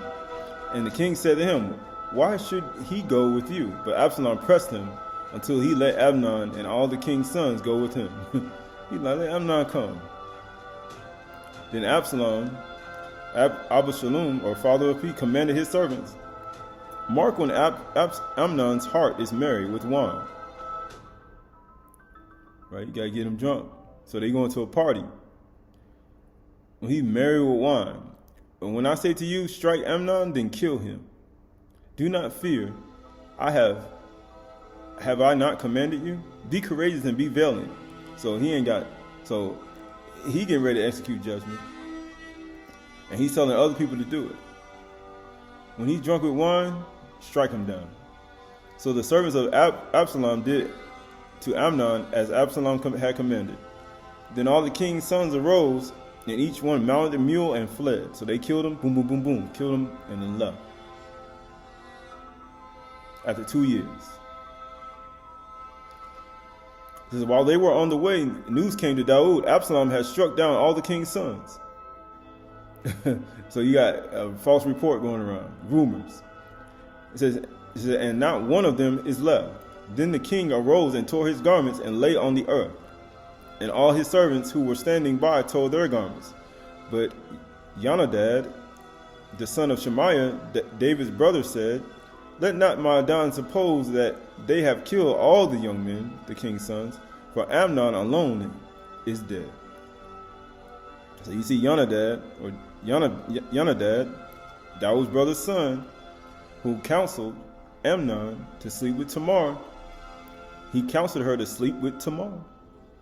Counseled him to sleep with Tamar and to be crafty. He was real crafty. Now you see him telling Daud, who don't know what's going on, with his lies too. And he's crafty too. How many times in your life has somebody told you, gave you counsel, and then have something happen to you, and then they go and act like they're friends with your family? and act like they friends, or act like they, how you say, still your brother and sister, when they counsel you to do something and they screwed you over? How many times? It says, let not my Aydah suppose that they have killed all the young men, the king's sons, for Amnon alone is dead. For by the command of Absalom, this has been determined from the day that he violated his sister Tamar. So he telling her, yeah, Absalom, this was determined by Absalom when he violated his sister, but Yonadab was the one who counseled him to do it. He gave the instructions to do it. But yet, now he trying to cast judgment on somebody else and say, it's because of Absalom. No, it's because of you, Yonadab, Yahunadab. It's because of you. You up here judging people, and you should be judged. And it says, now therefore let my Aydah the king so take it to heart as to suppose that the Malak, the king's sons, are dead, for Amnon alone is dead. So we done seen all this take place. There's a reason for all of this too. There's a reason for all of this too. Right. So this is Dabarim 22:23. If there is a betrothed virgin, and a man meets her in the city and lies with her, then you shall bring them both out to the gate of that city, and you shall stone them to death with stones. Okay? The young woman, because she did not cry for help, though she was in the city, and the man, because he violated his neighbor's wife. So you shall purge evil from among your midst. All right, so you have a situation where you have a betrothed virgin. Was Tamar betrothed? No. Then you have right here, but if in the open country a man meets a young woman who is betrothed, and a man seizes her and lies with her, then only the man who lay with her shall die. Right? And it says, but you shall do nothing to the young woman. She has committed no offense punishable by death, right? Because there are, he says, sins unto death, right? For this case is like that of a man attacking and murdering his neighbor. It's the same thing as murdering your neighbor by sleeping with a betrothal or somebody who's engaged to somebody else. Or even, how you say, a person, it's punishable by death. Even a person who meets one, a virgin betrothed, and you lay with her. He's like, it's punishable by death. For this case is like that of a man attacking and murdering his neighbor, because he met her in the open country, and though the betrothed young woman cried for help, there was no one to rescue her. Crying for help. So we're talking about betrothal virgins, right? Or a woman that's betrothed, right? You got a virgin to betrothed or just a regular woman, right? So it says, if a man meets a virgin who is not betrothed, right? So this is Tamar's situation, and seizes her and lies with her, and they are found, then the man who lay with her shall give to the father and the young woman 50 shekels of silver, and she shall be his wife. Now you see why he telling her to get up and go. Why? Because they didn't want to be found with her. He's like, get up out of here. Get up out of here. She ain't no, because he has violated his sister. Well, because he has violated her. He may not divorce her all his days. He like, get up and go. Get up out of here. Can't let nobody see you up in here with me. Because if they found, then he got to pay, and then he got to keep it for the rest of his life. But guess what? He told her to get out and go so nobody can see. But then they found out about it. Right? Now they found out about it. Everybody found out. Oh, they weren't caught in the very. It's like you found out about it, and now guess what happened? Now everybody hot, and everybody was like, "No, this should not be done." But he was supposed to actually. Absalom was actually supposed to. She was supposed to be with him, but Absalom took it to another level. Right, and it says, Qahalath 8:11 says, because the sentence of an evil deed is not executed speedily, the heart of the children of man or Adam is fully set to do evil. Ra. So this is the same thing that happened in the world. You got all these virgins and these Bathulas getting violated by young men, young women, even grown men, even older men. And guess what? Get up and go. Get out. Right? How many times this happens? And guess what happens? It's the evil. It's raw. Though a sinner does evil 100 times and prolongs his days, yet I know that it will be well with those who fear Yahuwah. There's no one greater. There's no one greater, because they fear before him, but it will not be well with the wicked. Neither will he prolong his days like a shadow, because he does not fear you before Yahuwah. Right? All these are aspects that one has to pay attention to. But here we go. This is Bereshit 37:1. And Yaakov lived in the land of his fathers, sojourning in the land of Canaan. These are the generations of Yaakov. Yusuf, being 17 years old, was pasturing the flock with his brothers. He was a boy with Yusuf. He was a boy with the sons of Bilhah and Zilpah, his father's wives. And Yusuf brought a bad report of them to their father. Now Yasharal loved Yusuf more than any others of his sons, because he was the son of his old age. And he made him a robe, or katunath, of many colors, or pas. The same robe that Tamar had on. The same robe. Right? Same robe, right? Here we go. It says, why Yasharal, right? Ahab, which we know Ahab is love, right? Yusuf, right? Makal, you have Binu, Ki. It says Ben, right? You say Ben, and you have Zaku Zim, and it says Hawur, Lu, and it says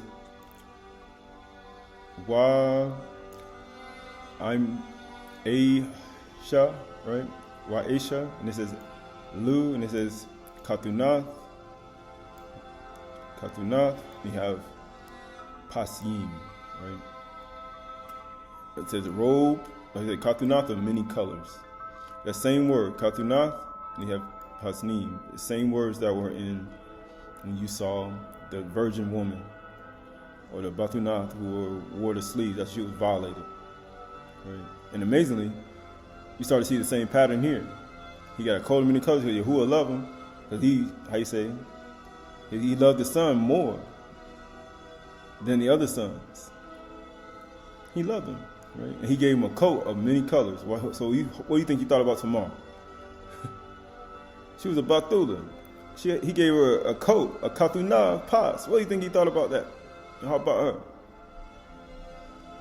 And guess what it says? Verse 4 says, but when his brothers saw that their father loved him more than all his brothers, they hated him and could not speak peaceably to him. That's the same thing you saw Amnon did to Tamar.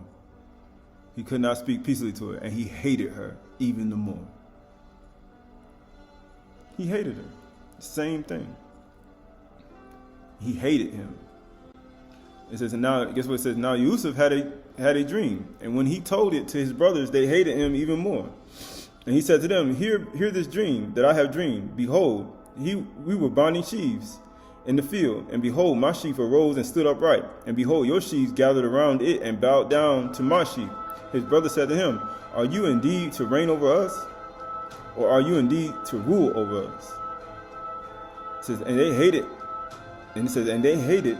So they hated, or it's Shany, or Sana, right? Shany, him even more for his dreams and for his words, which means the hatred they had for him was greater than the love that they had for him. It was greater. The same thing when it came to Amnon and Tamar, when he was burning his lust for so many years. And many, Yusuf, when they saw Yusuf was loved more, which means this was known for a long time, just like Amnon was lusting for almost many seasons. And it says right here, and it says, then he dreamed another dream, and he told it to his brothers and said, behold, I dreamed another dream. Behold, the Shamash, the Yarak, and the 11 Kukabim are bowing down to me. But when he told it to his father and to his brothers, his father rebuked him and said to him, what is this dream that you have dreamed. Shall I and your mother and your brothers indeed come to bow ourselves to the ground before you? And his brothers were jealous of him, and his father kept the saying in mind. Right? So you see that same word, Shany, Katuna, and Pas. Right? In the same, used in the same way. Right? You start seeing these things. So being hated because of your dreams and visions and being a batula in this world, it's the same way. You hating me without a cause. What's your reason for hating me? What are you hating people, a batula? Granted, to get a virgin batula woman in this world shouldn't be like get out and go. Look at the world today. Right? And it says, Aleph Shamuel, Bith Shamuel 10:1. It says, then Shamuel took a flask of oil. So you start looking at these aspects. You got a batula, you got person with dream, you got people hating each other, or hating and violated people and hated them, right? Done spilled. Then you got people holding their head. You got all this sin going on. Ra. All these things transforming, right? You got people dressed in pas. You got people dressed up in katunah. You got all these things, aspects happening all at the same time. Ra. You got Shany. You got Sinna. You got all this taking place. Every imagination and thought. Envy, jealousy. So this is Aleph Shamuel, Bith Shamuel 10:1. Then Shamuel took a flask of oil and poured it on his head and kissed him and said, has not Yahuwah anointed you prince over his people Yasharal? This is Saul, Shaul. And you shall reign over the people of Yahuwah, and you shall save them from the hand of their surrounding enemies. And this shall be the sign, or Auth, to you that Yahuwah has anointed you to be prince or over his heritage. Keep that in mind. Prince over his heritage, right? It says, when you depart from me today, you will meet two men by Rakal's tomb in the territory of Benjamin Zelah, and they will say to you, the donkeys that you went to seek are found. And now your father has ceased to care about the donkeys and is anxious about you, saying, what shall I do about my son? Then you shall go on from there farther and come to the oak of Tabor. And it says, 3 men going up to Yahuwah at Bethel will meet you there. One carrying 3 young goats, another carrying 3 loaves of bread, and another carrying wine. And they will greet you, right, and give you 2 loaves of bread, which you shall accept from their hand. After that, you shall come to Gibeah. It says, Gibeah, Elohim. It says, where there is a garrison of the Philistines. And there, as soon as you come to the city, you will meet a group of Nabi'im, or prophets, coming down from the high place with harp, tambourines, flutes, and lyre before them, Naba'im, prophesying. It says, then the Ruach of Yahuwah will rush upon you, and you will Naba with them, and be turned into another man. It says, now when these signs meet you, do what your hand finds to do, for Yahuwah is with you. Then go down before me to Gilgal, and behold, I am coming down to you to offer burnt offerings and sacrifices and peace offerings. 7 days you shall wait until I come to you and show you what you shall do. And when he turned his back to leave Shemuel, Yahuwah gave him another heart. So he received the instructions, and he went to go do it. Yahuwah gave him another heart, which means he went from a heart of stone to a heart of flesh. He gave him another heart. And all these signs came to pass that day. It didn't even wait. You know, some people hear something. He said, man, it came to pass that same day. He said, when they came to Gibeah, behold, a group of Nabi'im met him. And the Ruach of Yahuwah rushed upon him, and he nabbaed among them.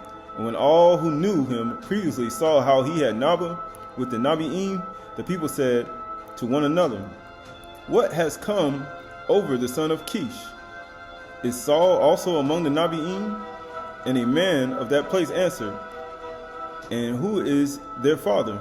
Therefore, it became a proverb. It's Shaul, also among the Nabi'im. When they had finished prophesying, he came to the high place. So you can see how he anointed him a prince or ruler over his people, Yasharal. They anointed him. He was anointed. He took a flask of oil and poured it on his head. He was anointed. So the word for anointed is mashak. That word for anointed in there is mashak. Mashak, to smear, anoint. A liquid to smear. Anoint, consecration. Mashak. This is very key. Mashak. While you add up mashak, you got mim, shin, and kaf. 40, 308. Got the shin is 300, shan is 300, mim is 40, and kaf is 8. With 348, which equals to 15, which equals to 6. All right, when we start looking at 6, what do we see? We see the robe, katuna, equal to 6, right? And then we saw the garment that Maheliel, right? Maheliel equal to 6. The robe, the long robe that they gave to men of rank, equal to 6. And then you see this person that's anointed with the oil or smeared was mashak.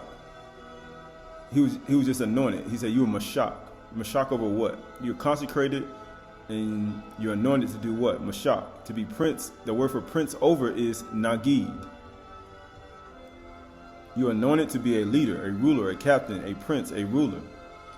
Nagid, a commander. That's what he was anointed to do. Mashak Nagid. Mashak Nagid, a commander, a leader over what? The word for people of Yasharal is Nakala. A Nakala. He was anointed, or how you say, he was Mashak Nagid Nakala. Mashak Magid Nakala, which means what?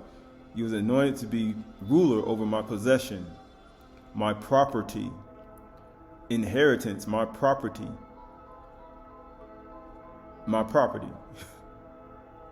Heirloom, my property. You notice they had a word for Yasharal there. My property. People say, who's his property? Yasharal is his property. Because he gave, I'm gonna make you a leader, I'm a Mashak Nagid Nakala, my property. And amazing when you add up Nakala, you have Nun, Kaf, Lamed, and Ha. Right, you got Nun is 50, Kaf is 8, Lamed is 30, and Ha is 5. We get 93, we get 12.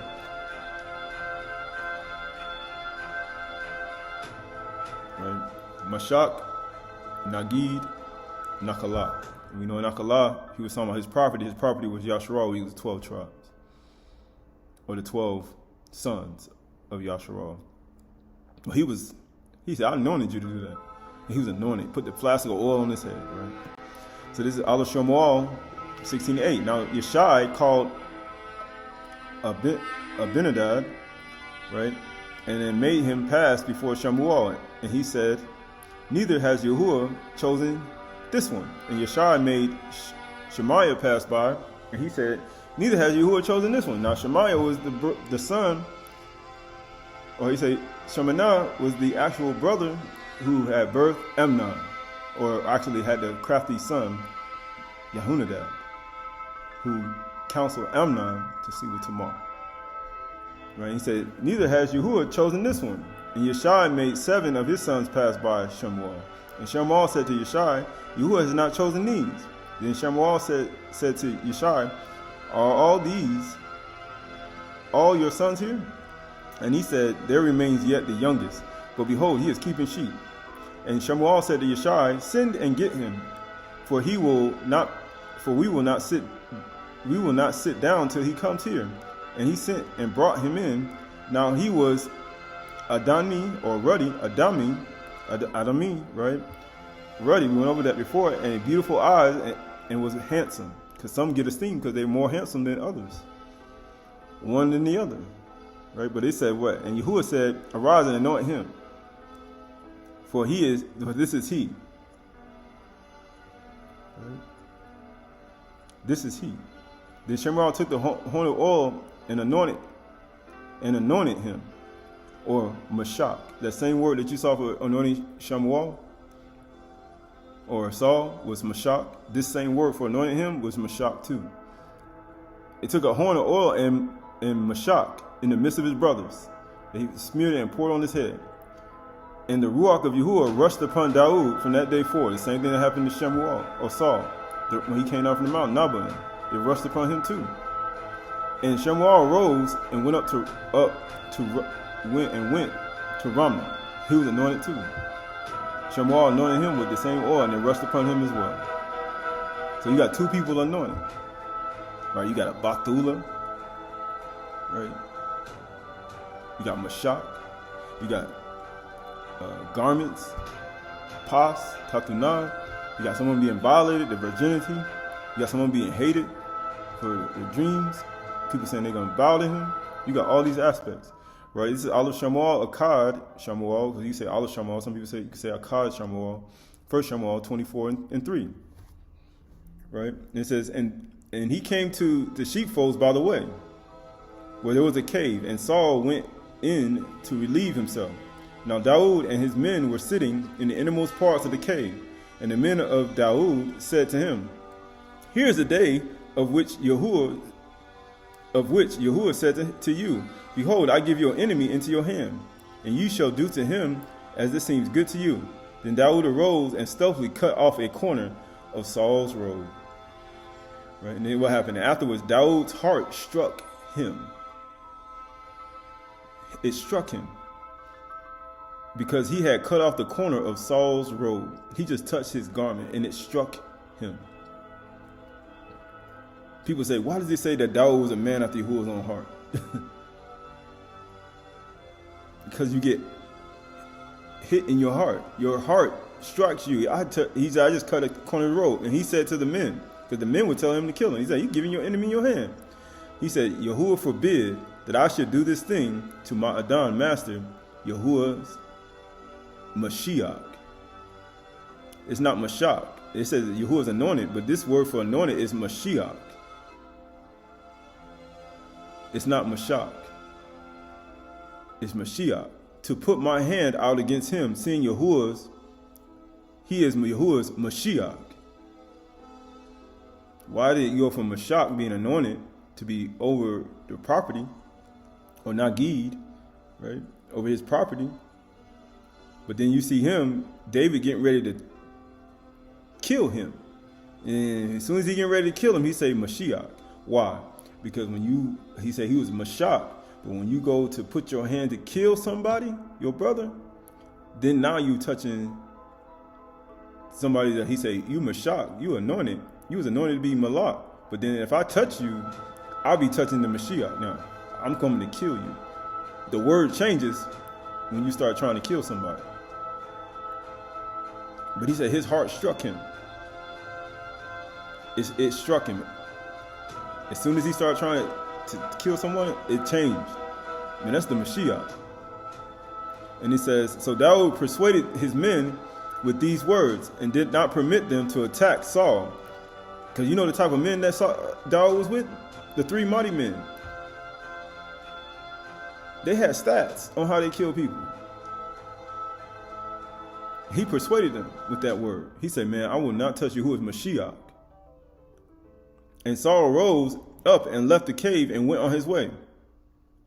He cut off a corner of his gold. And afterward, Daud also arose and went up out of the cave and called after Shaul, my Adon, the king. Right? He's like the king, right? He didn't call him. He's like, my Adon, master, the king.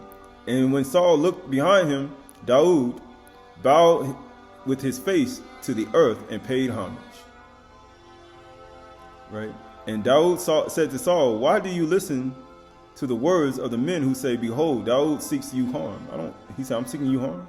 Behold, this day your eyes have seen how Yahuwah gave you today into my hands in the cave, and some told me to kill you, but I spared you. I didn't listen to them, because his heart struck him. And I said, I will not put out my hand against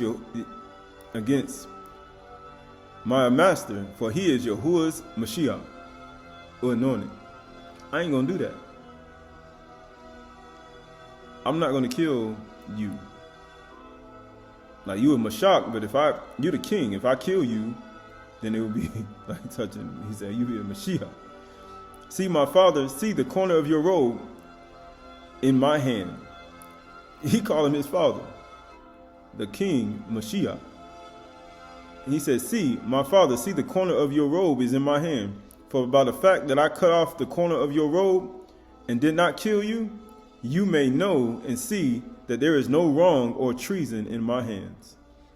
He'd be like, Athaliah, treason. He said, I have not sinned against you, though you hunt my life to take it. Though you come to do me wrong, I did you good. May Yahuwah judge between me and you. May Yahuwah avenge me against you. But my hand shall not be against you. In the proverb of the ancients, as the proverb of the ancients say, so now you see why Dawood's heart struck him. What did it strike him with? Out of the wicked comes the wickedness, but my hand shall not be against you. You know why his heart struck him? Because he had the bar on the inside. He had the word that struck his heart. It pricked his heart when he was getting ready to do something, and it stopped him from doing something. It stopped him. Right? And it says, verse 16 says, after whom the king of Yasharal come out. Right? So it stopped him. He said, I ain't going to put my hand against you. And it says, after whom do you pursue? After a dead dog, after a flea? May Yahuwah therefore judge and give sentence between me and you, and see to it and plead my cause and deliver me out of your hand. As soon as Dawood had finished speaking these words to Saul, Saul said, is this your voice, my son Dawood? He said, is this your voice, my son Dawood? And Saul lifted up his voice and wept. He like, I can't even believe you saying that. Is this your voice? And he said to Dawood, you are more righteous than I, for you have repaid me good where I have repaid you evil. Ra. People saying doing good destroys evil. He said overcome evil with good.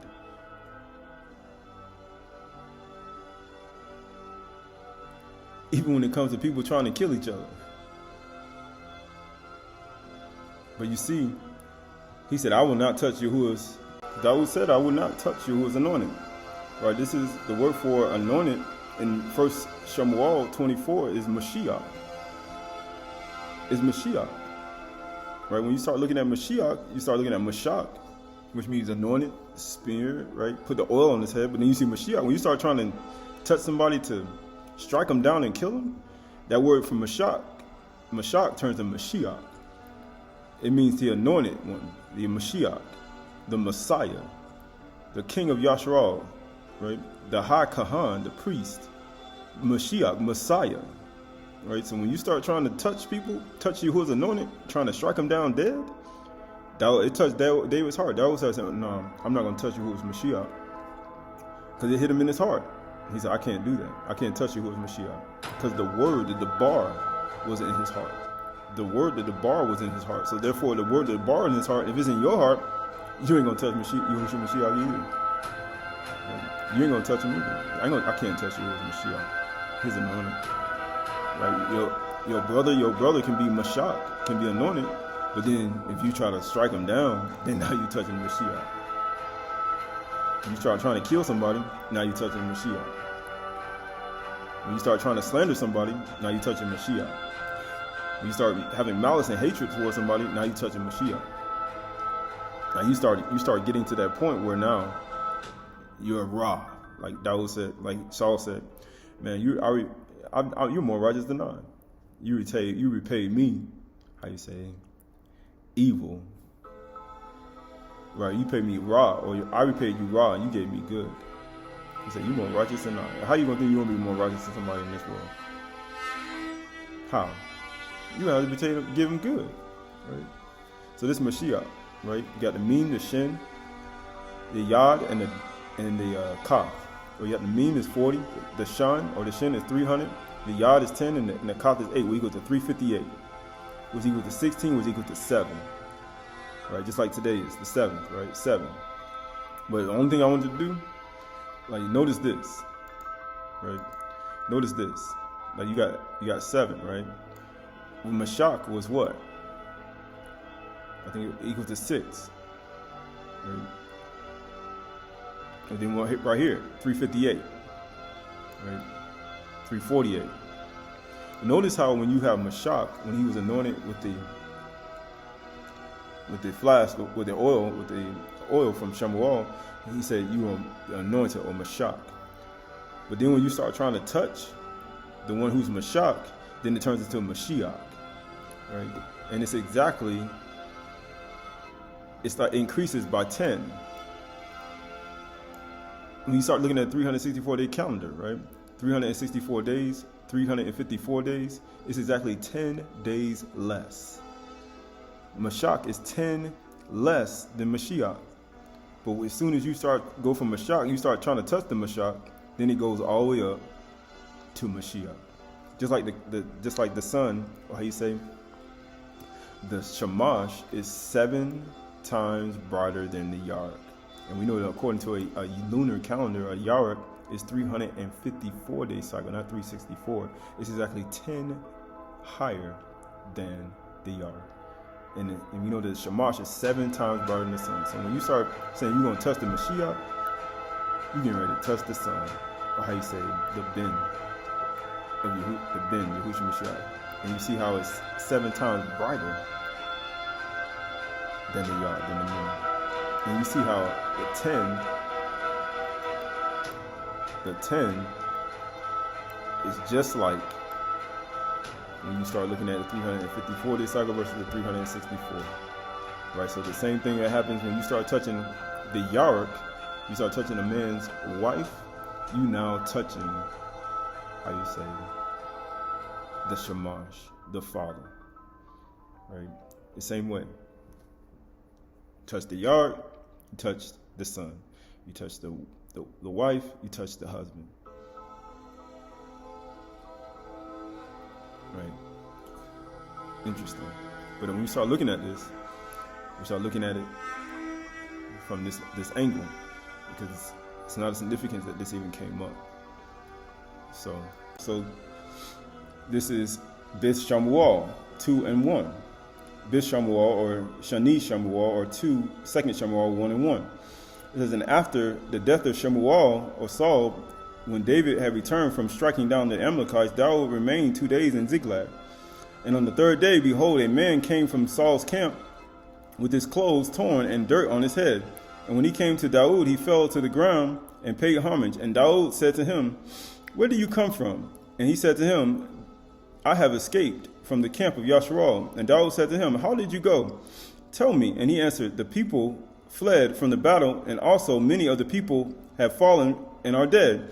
And Saul said to his son Jonathan, are also dead. Then Daud said to the young man who told him, how do you know that Saul, his son Jonathan, are dead? And the young man who told him said, by chance I happened to be on Mount Gilboa, and there was Saul leaning on his spear. And behold, the chariots and the horsemen were close upon him. And when he looked behind him, he saw me, and he called to me. And I answered, here I am. And he said to me, who are you? And I answered him, I am an Amalekite. And he said to me, stand beside me and kill me, for anguish has seized me, and yet my life still lingers. So I stood beside him and killed him, because I was sure that he could not live after he had fallen.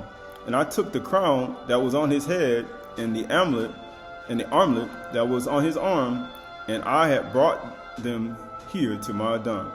So he saw Saul, whom he bowed to Daud, just like Daud bowed to Saul, and he came to Daud, and Daud said to him, how do you know that he's dead?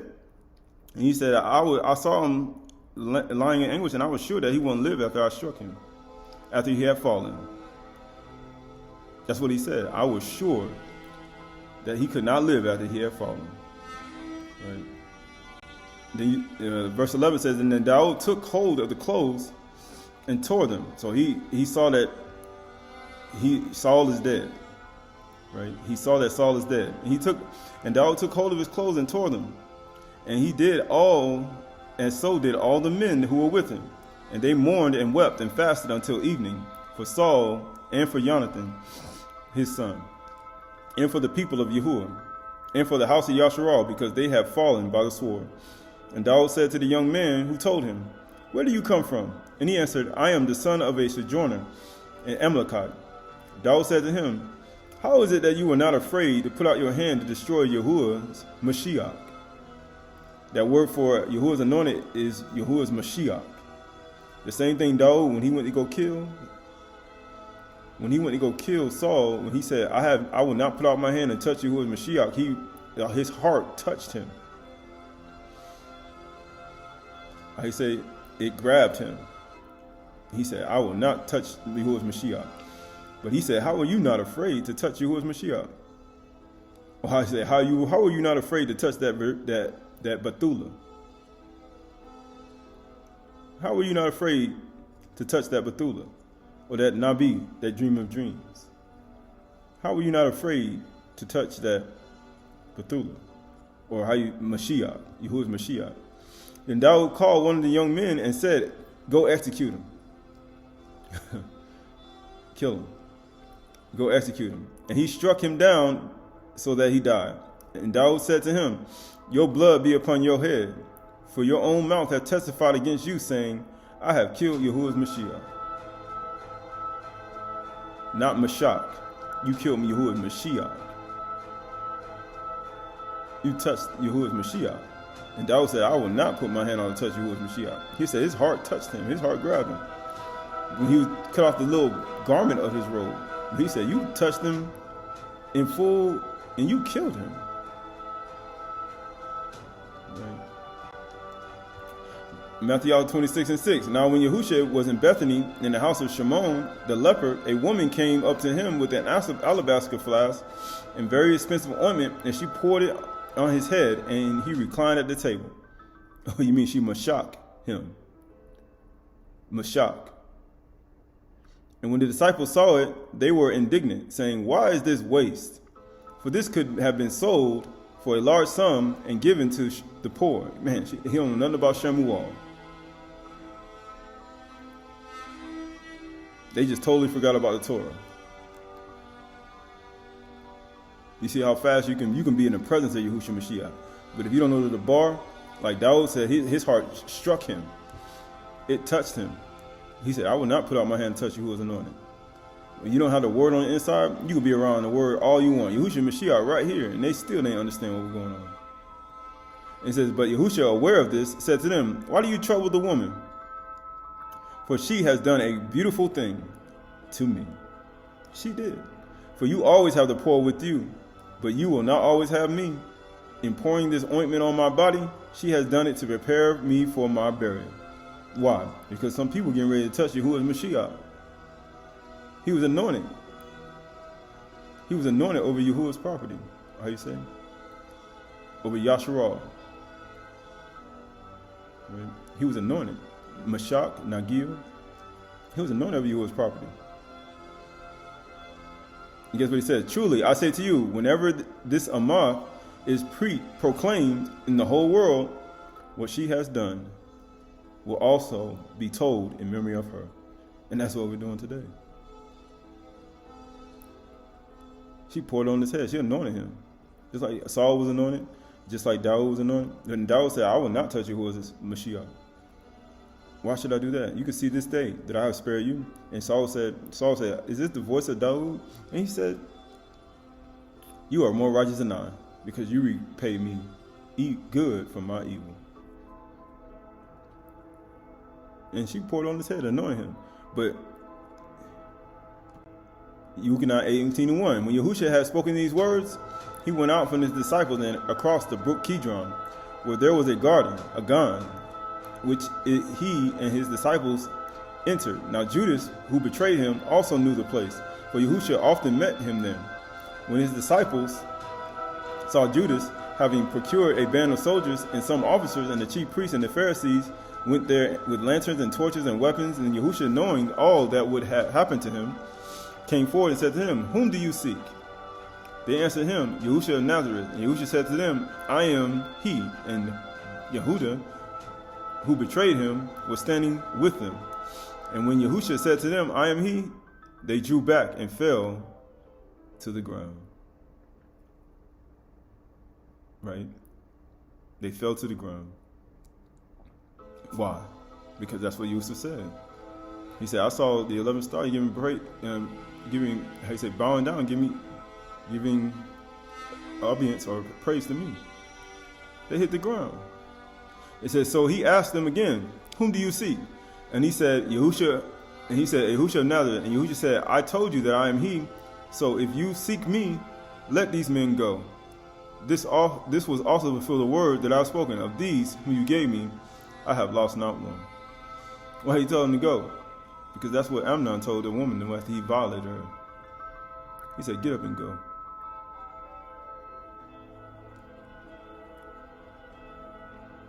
Get up and go.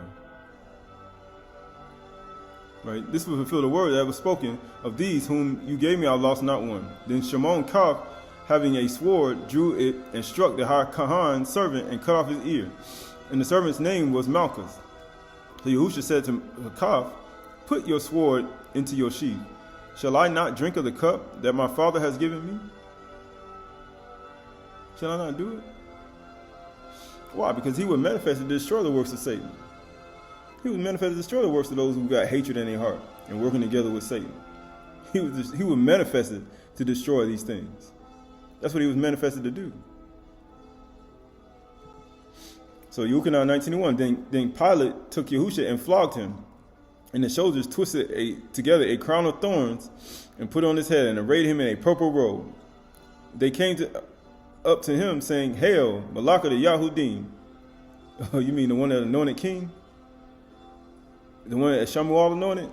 Daud and Saul? The one that the woman just anointed? They just touched who was anointed. It said Yahushua, they flogged him. That means they beat him. Because in Greek they put flog, that means beat. They beat him. They touched you who was anointed. He said, you weren't afraid to touch you who was anointed? How is it you weren't afraid to touch you who was Mashiach? How is it? And guess what he said? And he struck him with their hands. Right? And struck him with their hands. And Pilate went out again and said to them, See, I am bringing him out to you that you may know that I find no guilt in him. Why did they strike you who was anointed? Mashiach. Because they're ignorant. Because ignorant is an evil thing. It is Ra. It is the greatest of demons. Shadim. It's an evil. That's why they're doing it. Why do you think the young man struck Saul and killed him? Why do you think they killed him? Because he had no word in his heart. Because he said his heart touched him. When he was getting ready he cut off a little piece of his garment and his heart touched him. He said, I will not put out my hand and touch you who is Mashiach. But when you ignorant, you put your hand out and touch you who is Mashiach. He was like, why do you call Daud a man after Yahuwah's own heart? And it says, so Yahushua came out wearing the crown of thorns and a purple robe. Purple robe. Oh, you mean pas. He got on another color. Remember, he had on his clothes, his robe, and they took off his clothes and they put on their clothes. He had one color, then he put on another color. Pas, purple color. And guess what? Matthew 27:27. Then the soldiers and the governors took Yahushua into the governor's headquarters, and they gathered the whole battalion before him. And they stripped him and put on a scarlet robe on him. And twisting together a crown of thorns, they put it on his head and put a reed in his hand. And they say, kneeling before him and mocked him, saying, Hail, Malaka the Yahudim, and spit on him and took a reed and struck him on the head. And when they mocked him, they stripped him of the robe that was on him and put on his own clothes and led him away to crucify him.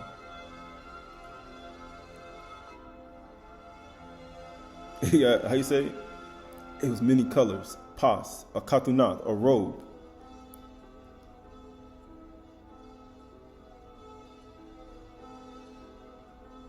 So what is it signifying? What is it showing? One, right? So this is Matthew 27:1. It says, now from the 6th hour, there was darkness over the land to the 9th hour. What was equal to 6? You had what? Pas. You had Katuna, right? And then you have what? What do we have?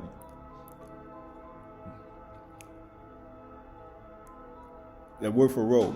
Ma'ale lean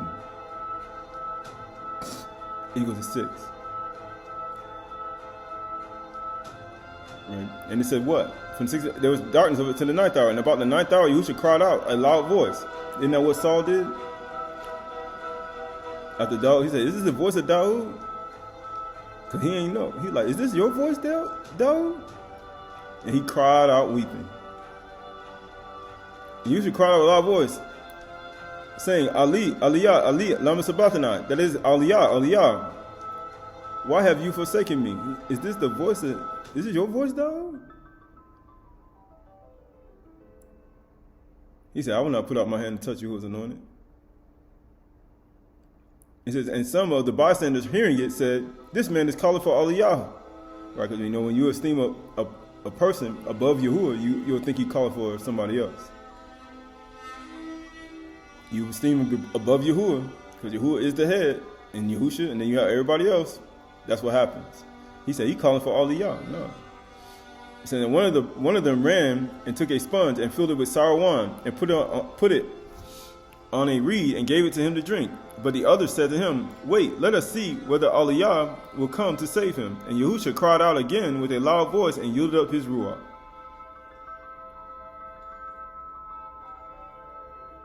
They yielded up the ruach.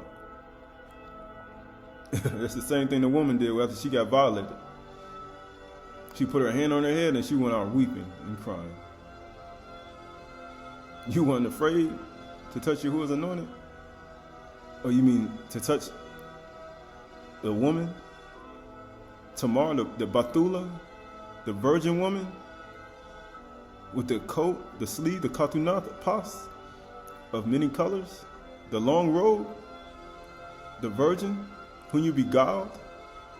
You wasn't afraid? He said you weren't afraid. But the others said, "Wait, let's see whether Aliyah will come to save him." And Yahushua cried out again with a loud voice and yielded up the ruach. And behold, the curtain of the temple was torn in two, from top to bottom, and the earth shook, and the rocks were split, and the tombs also were open. And many bodies of the Qudashim who had fallen asleep were raised, and coming out of the tombs. And after his resurrection, they went into the Qahalath city and appeared to many. And when the centurion and those who were with him, keeping watch over Yahushua, saw the earthquake and what took place, they were filled with awe and said, "This is truly the Son of Yahuwah." This is truly the Son of Yahuwah. And amazingly, you start seeing these aspects of things that happened in times past. Right? This is Yochanan 19:31. Since it was the day of preparation, and so that the bodies would not remain on the cross on the Shabbat, so that the Shabbat was a high day, the Yahudim asked Pilate that their legs might be broken and that they might be taken away. So the soldiers came and broke the legs of the first and of the other who had been crucified with him. But when they came to Yahushua, they saw that he was dead already, and they break not his legs. But one of the soldiers pierced his side with a spear, and at once there came out blood and water. They violated him. They violated him. What does this just signify? When they pierced him in the side, he just violated him. It showed that he was a virgin of Bathula. It showed that he was a Bathula. It just violated him.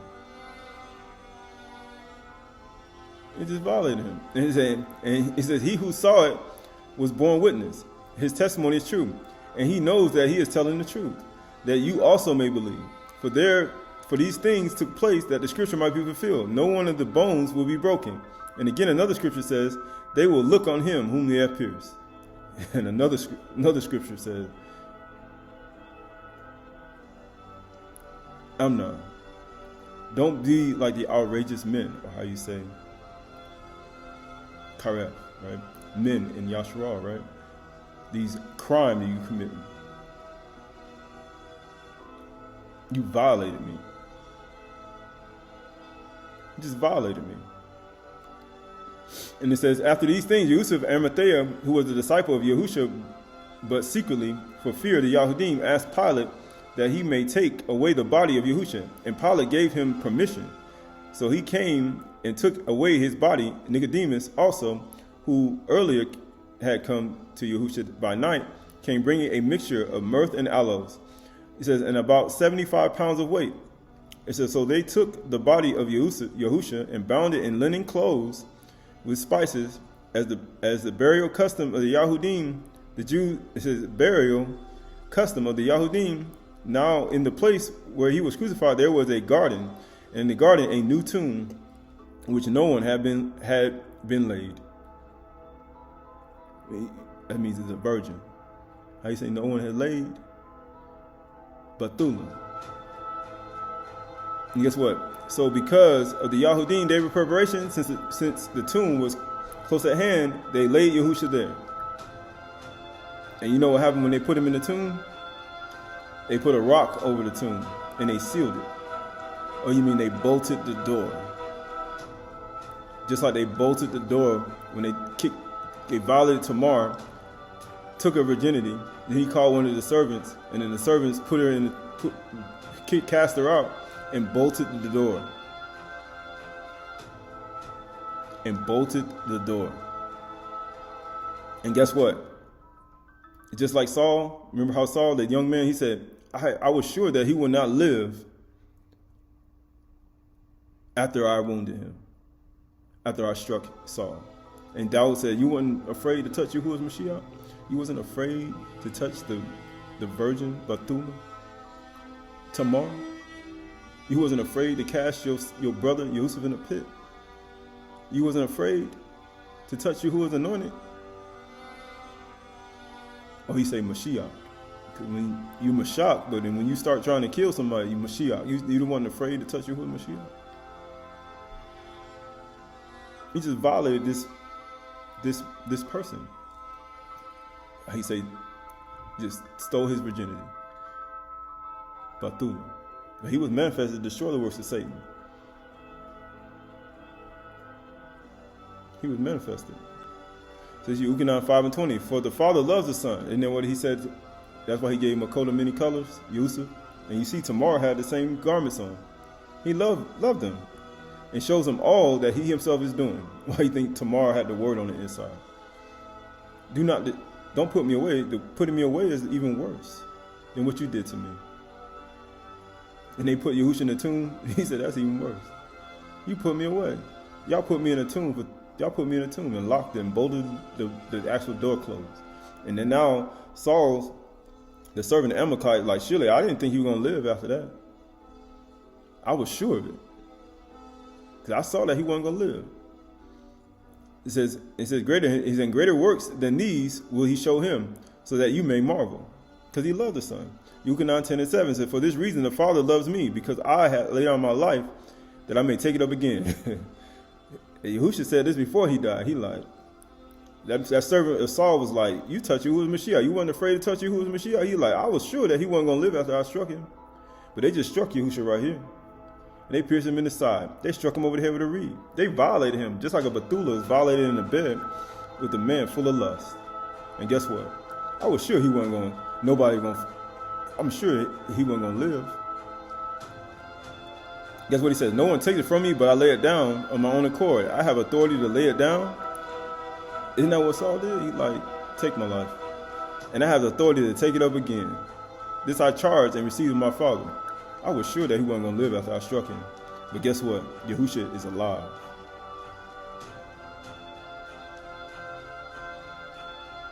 Mashiach is alive. Yuchanan 16:25. I have said these things to you in figures of speech. The hour is coming when I will no longer speak to you in figures of speech, but I will tell you plainly about the hour. That day in that day you will ask in my name, and I do not say to you that I will ask the Father on your behalf, for the Father himself loves you, because you have loved me. Isn't that what we read in the ODE 8? He said, those who love me I will never turn my face from you. It says, and have believed that I came from Yahuwah, and I came from the Ab, and I have come into the world, and now I am leaving the world and going to my Ab. Yoganah 15:24, it says, if I had not done among them the works that no one else did, they would not be guilty of sin. But now they have seen and hated, Shany. They that hated both me and my Ab. No, they both hated me and my Tamar, my Bethula. They both hated me and my son, Yusuf.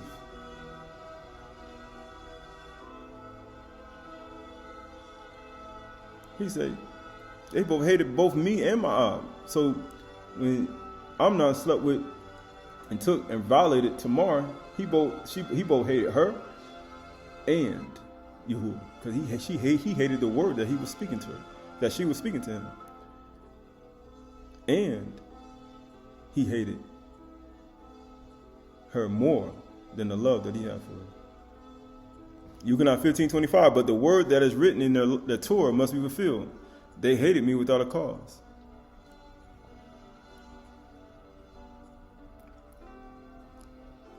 You hated Yusuf because he told a lot of dreams and threw him in a pit, in a tomb. You hated Tamar. You got your little 30 minutes or your pleasure, but then you hated her afterwards. You violated her and bolted the door and you put her away. And all that energy and that bad energy now travels through her whole life. Destruction. He said, you did that. You hated me without a cause. What was your reason for hating me? You violated me. You pierced me my side. Out came blood and water. You saw my virginity. You saw our Bethula. You saw my coat of many colors. You saw that I had a long robe on, but you stripped me naked. Just like how a person, you know how you force somebody? You strip off all their clothes. That's the same thing happened to Yahusha. They stripped off his robes. And they took it and violated him. And mocked him. That's the same thing they did to Tamar. Right? Same thing. Same thing people do today. You wasn't afraid to touch Yahuwah's anointed? Or Yahuwah's Mashiach? You wasn't afraid? So this is Yochanan 15:18. If the world hates you, you know that it had hated me before it hated you. That's why you see people, when you speak to the bar, they hate it. But when they prick in your own heart, you say, I will not put out my hand and touch Yahuwah's anointed. I ain't going to do that. The Old Testament of God, Gad, said, for the love will quicken even the dead. Why do you think Yahushua got up on the third day? But guess what? And will call back them that are condemned to die. And that's what Yahushua doing today. Because people should die. So hatred would slay the living, and those who would sin vehemently, it will not suffer to live. For the ruach of hatred working together with Satan. He hated her more than the love that he had for her. That's Satan. They hate him even more for his dream. That's Satan. He said, they hated me without a cause. What's the reason for hating me? A man who told you the truth. That's Satan. Do hasteness of spirits in all things to men's death. And the ruach of love working together with the Torah of Yahuwah and long suffering unto the salvation of men. So you see that he had love, but his love wasn't to marry or to do things the right way. His love was to destroy her and to get what he wanted. It worked together with, it says, love working together with the Torah of Yahuwah and long suffering unto the salvation of men. Hatred therefore is evil, and it constantly mated with lying, speaking against the truth. It maketh small things to be great, and causes the light to be darkness, and causes the sweet bitter, and teaches slander, and kindleth wrath, and stirreth up war. Why do you think she grabbed her head after she got violated? War inside of her mind. Took away the shalom, and now I got war. And violence and covetousness, and filled the heart with all devilish poisons. These things therefore I say to you by experience, my children, that you may drive forth hatred, which is of Satan, and cleave to the love of Yahuwah, right? Righteousness casteth out hatred, and humility destroys envy. For he that is just and humble is ashamed to do what is unjust. So now you see why he did all that unjust to that Tamar. Right? Reprove not of another, but of his own heart. That's why Daud said his heart struck him. It touched him when he was getting ready to kill Saul. It touched Yahuwah's Mashiach. And he stopped. He said, surely I will not be. Even though people were around telling him, he said, I'm not going to touch Yahuwah's anointed. Because it touched him in his heart, his mind. He was condemned in his own heart. A man after Yahuwah's own heart. A woman after Yahuwah's own heart. Condemned in their own heart. their own heart. The word, when the bar is on the inside, it's in your heart, your mind. Because Yahuwah looketh on his inclination. Yahuwah was looking at Dawood's inclination. I will not touch Yahuwah's anointed. I'm not doing it. Yahuwah's Mashiach.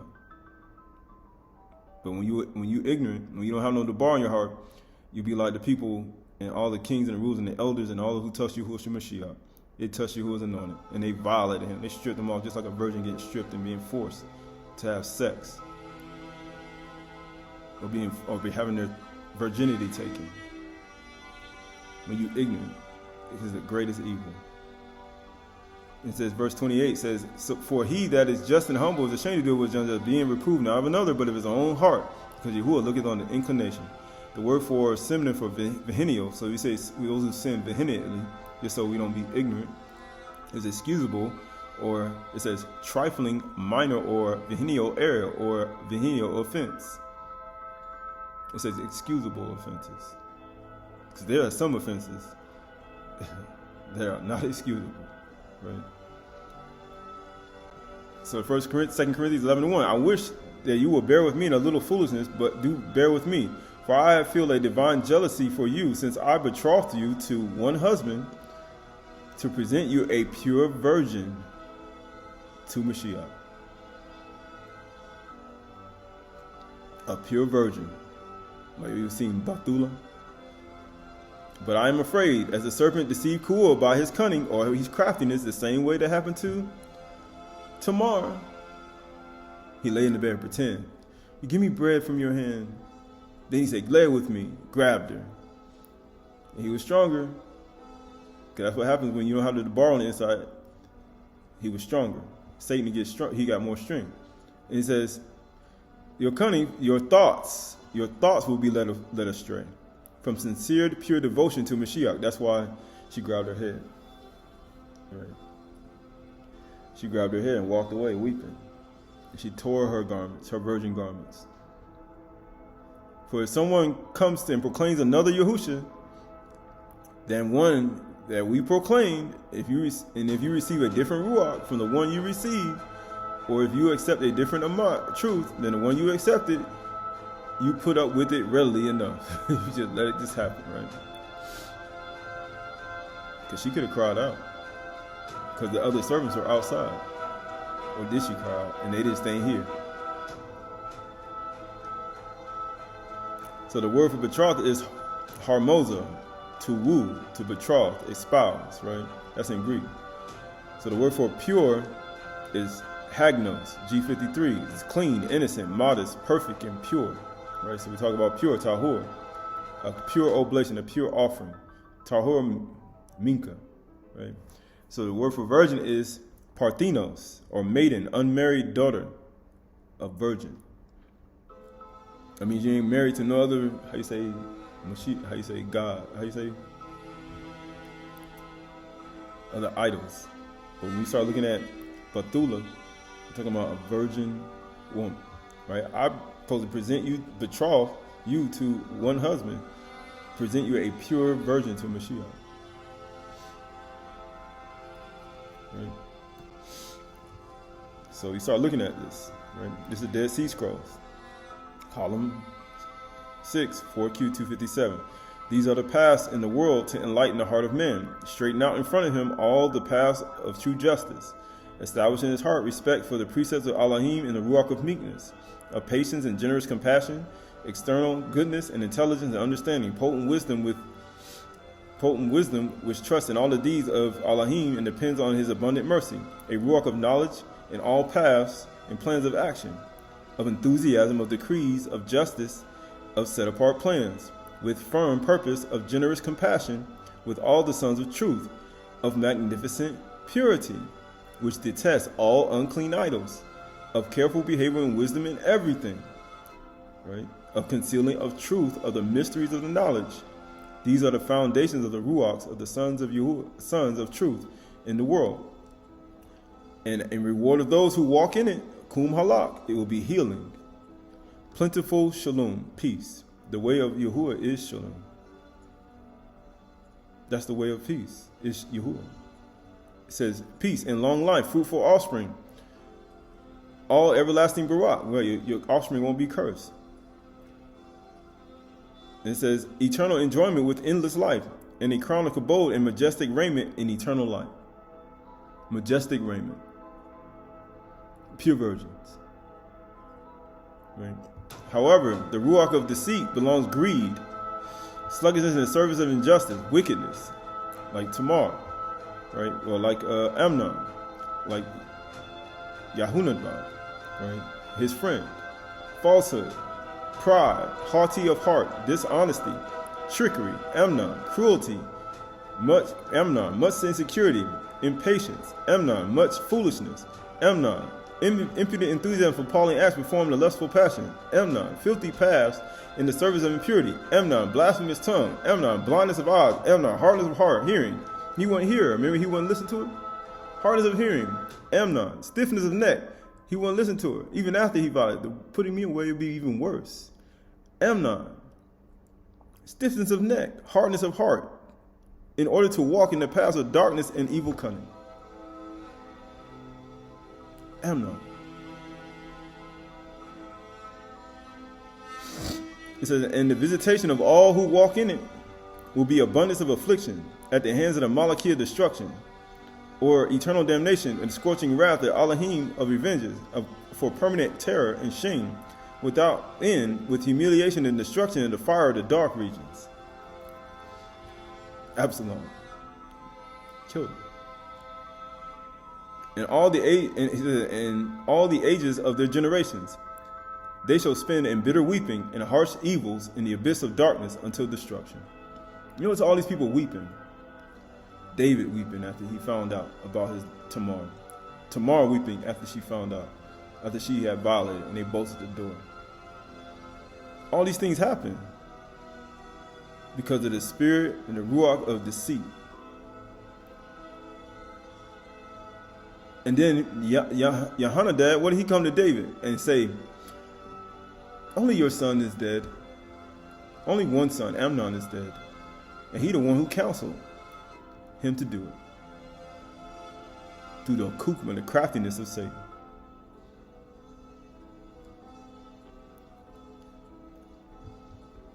And it says, in all the ages of their generations, they shall spend in bitter weeping and harsh evils in the abyss of darkness until destruction, without there being a remnant or survival for them. This is 2 Corinthians 7:1. Since we have all these promises, beloved, let us cleanse ourselves from every defilement of the body and ruach, bringing Chudash to completion in the fear of Yahuwah. To completion. Right? 2 Corinthians 2:1. So put away all malice, all deceit, hypocrisy, envy, all slander. All of it. Like newborn infants, like we just read. Long for the pure spiritual milk, that by it you may grow up to salvation. He said, in the ODE8, he said he had the spiritual milk to feed them. The pure spiritual milk to feed them. I never turn my face away from those who love me.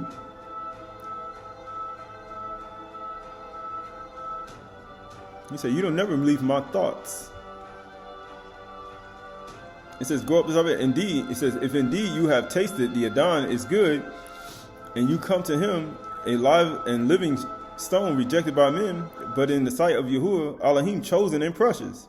What do you think happened to Tamar? She was rejected by men. They violated her, they despised her, violated her, and threw her away. She was devised and rejected by men. But in the sight of Yahuwah, chosen and precious. It says, you yourselves like living stones and being built up as a spiritual house to be Chudash priesthood, to offer spiritual sacrifices acceptable to Yahuwah, Elohim, through Yahushua Mashiach, a pure offering. My name will be great among the gold. Everybody gonna open up a Tahur, Minka. For it stands in the scripture, behold, I am laying in Sion a stone, a cornerstone, and precious. Whoever believes in him will not be put to shame. That's why Yahuwah say, if you believe in Yahushua, you ain't gonna put to shame, because Yahuwah search all your works. He said, I'm going to put you all to shame. But if you believe in Yahushua Mashiach, his son, guess what? And you hold to him in the teaching and keeping all the things that's written by Chudash men wrote by they were moved by the Ruach Qahalath. Guess what happened? He said, you ain't gonna be put to shame. You not. This verse, Galatians 5:9 says, now the works of the flesh are evident: sexual immorality, Amnon; impurity, Amnon; sensuality, Amnon; idolatry, Amnon; sorcery. Because remember, the other person counseled him. Right? Yahunadah. Enmity, right? Strife, jealousy, right? Use of brothers, fits of anger, right? Rivalries, dissension, divisions, envying, drunkenness, orgies, and things like these. There's other things too. It ain't just that. I warn you, as I warned you before, that those who do such things will not inherit the Malkuth, the kingdom of Yahuwah. But the fruit of the Ruach is love, ahab, joy, simcha, right? He had love, but the hatred he had was greater than the love. Simcha, shalom, peace, kindness, goodness, faithfulness, gentleness, self-control. Against such things there is no Torah, no law. And it says, and those who belong to Mashiach, Yahushua, having crucified the flesh with its passions and desires, if we live by the Ruach, let us also keep in step with the Ruach. Let us not become conceited, provoking one another, envying one another, putting these things away, right? So we start looking at conceited and provoking and envying.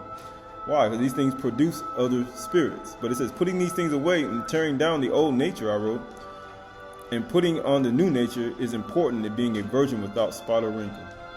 Right? So we start looking at being a virgin, a Bethula, right? Putting these things away. Right? So many acts, so many things, right?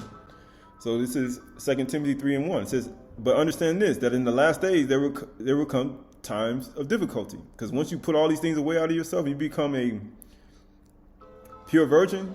Now you got to do some things. For people will be lovers of themselves, lovers of money, proud, arrogant, abusive, disobedient to parents. Right? You can see that even in the story of Tamar with Amnon and Yehonadab. Ungrateful, not kadush, heartless, unappeasable. Like you see heartless with Amnon, unappeasable, slanderous, without self-control, brutal, not loving good. Not loving good. Saul loved good that Daud did. He like, man, you more righteous than I. You return me evil.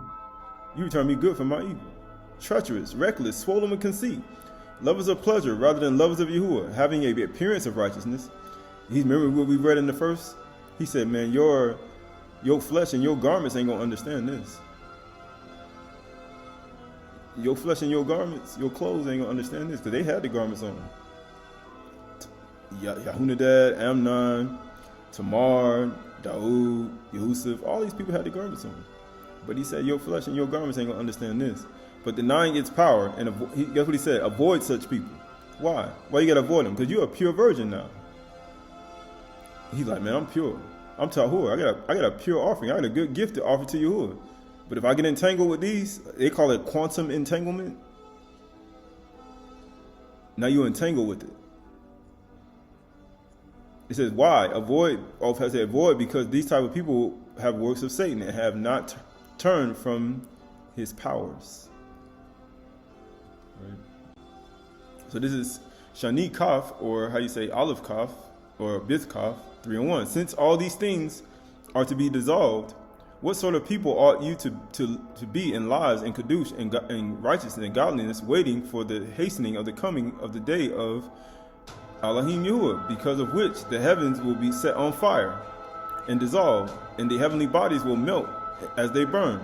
But according to his promise, we are waiting for new Shamayims and new Alats, in which righteousness dwells. Therefore, beloved, since you are waiting for these, be diligent to be found by him without spot or blemish and at shalom, because the way of Yahuwah is peace. Is shalom. Right? And count the patience of our Adon as salvation, just as our beloved brother Shaul also wrote to you, according to the wisdom and kuku given to him, as he does in all his letters when he speaks in them of these matters. So I wrote, once you start putting these things away and cleansing oneself from behaviors of the Ruach, then you must avoid, right, what things you put away. So the things you put away, you got to avoid it, just like we read. Perilous times gonna come. You got to avoid this stuff. right? It's just like it's like avoiding an animal out in the street, something that's dangerous. Like you gotta avoid these things, right? It says, Kazum, Revelations 2:9. I know your tribulation and your poverty, but you are rich, and the slander of those who say they are Yahudim and are not, but are the congregation of Satan. Why? Because they got the behaviors of Satan.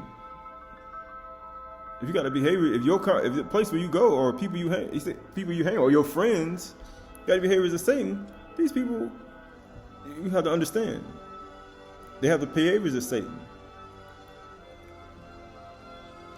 Yukonah 8:39. They answered him, Abraham is our father. And Yusha said to them, if you were Abraham's children, you would do the works Abraham did. But now you seek to kill me, a man who have told you the truth that I heard from Yahuwah Elohim. This is not what Abraham did. You are doing the works your father did. And they said to him, we were not born in sexual morality. Right? And he said, we have one father, even Elohim Yahusha. Elohim. Yahusha said to them, if Elohim were your father, Yahuwah your father, you would love me. Why? Because the father loved the son. But they envious and jealous like Yusuf's brothers. If Yahuwah were your father, you would love me. You would love Tamar. For I came from Yahuwah, and I am here. I am not of my own accord, but he sent me. Why do you not understand what I say? Why are you not listening to what I say? Amnon, you know why he ain't listening? It's because you cannot bear to hear my word, because he couldn't bear to hear what she was saying. She said, you are your father Satan, the devil. That's just basically it.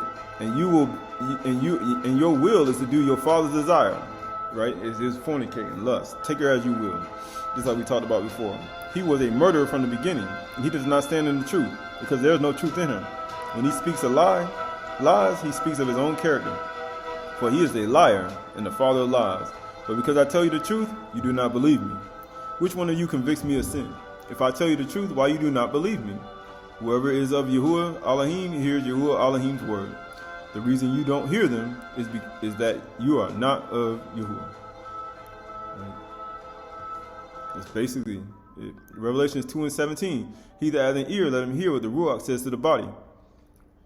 To the one who conquers, I will give some of the hidden manna, and I will give him a white stone with a new name written on it, on the stone that no one knows except the one who received it.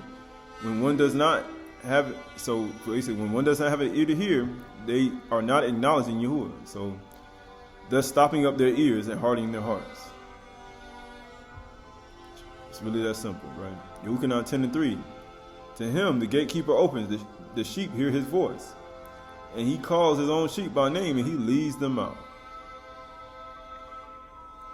He leads them out. He even got to be violated to lead people out. Right?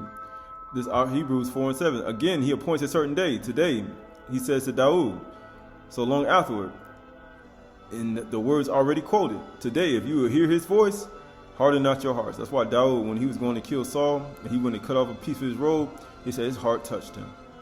He heard you. He heard. Today you hear his voice. He didn't harden his heart. That's why he was a man after Yahuwah's own heart, and that's why he didn't touch Yahuwah's Mashiach. That's why he didn't do it, because the word was there, and that's what's got to be inside of you, so you won't touch Yahuwah's Mashiach again. Right? Why? Because you don't want to harden your heart. He'll give you up. Romans 1:28. And since they did not see fit to acknowledge Yahuwah, because they hardened their heart, Yahuwah gave them up to the base mind to do what they ought not to be done. They were filled with all manner of unrighteousness, evil, wrath, covetousness, malice. They were full of envy, murder, strife, deceit, maliciousness. They are gossips and slanderers, and haters of your Elohim, insolent and haughty, boastful, inventors of evil. Right? Disobedient to parents, foolish, faithless, heartless, ruthless.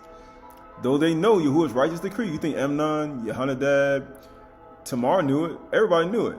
Yusuf, his brothers, you think they know Yahuwah's righteous decree? You think people don't know Yahuwah's righteous decree today? They know Yahuwah's righteous decree that those who practice such things deserve to die. Why they deserve to die? They not only do them, but give approval to those who practice them. That's why Tamar wouldn't give him no approval. She was hitting him with the word, right? But guess what happened? He said, you deserve to die. Why? Because you touched Yahuwah's Mashiach. If Yahuwah gives you up and you do these things, after you know Yahuwah's righteous decree, just like the people who touched Yahuwah's Mashiach, guess what happened?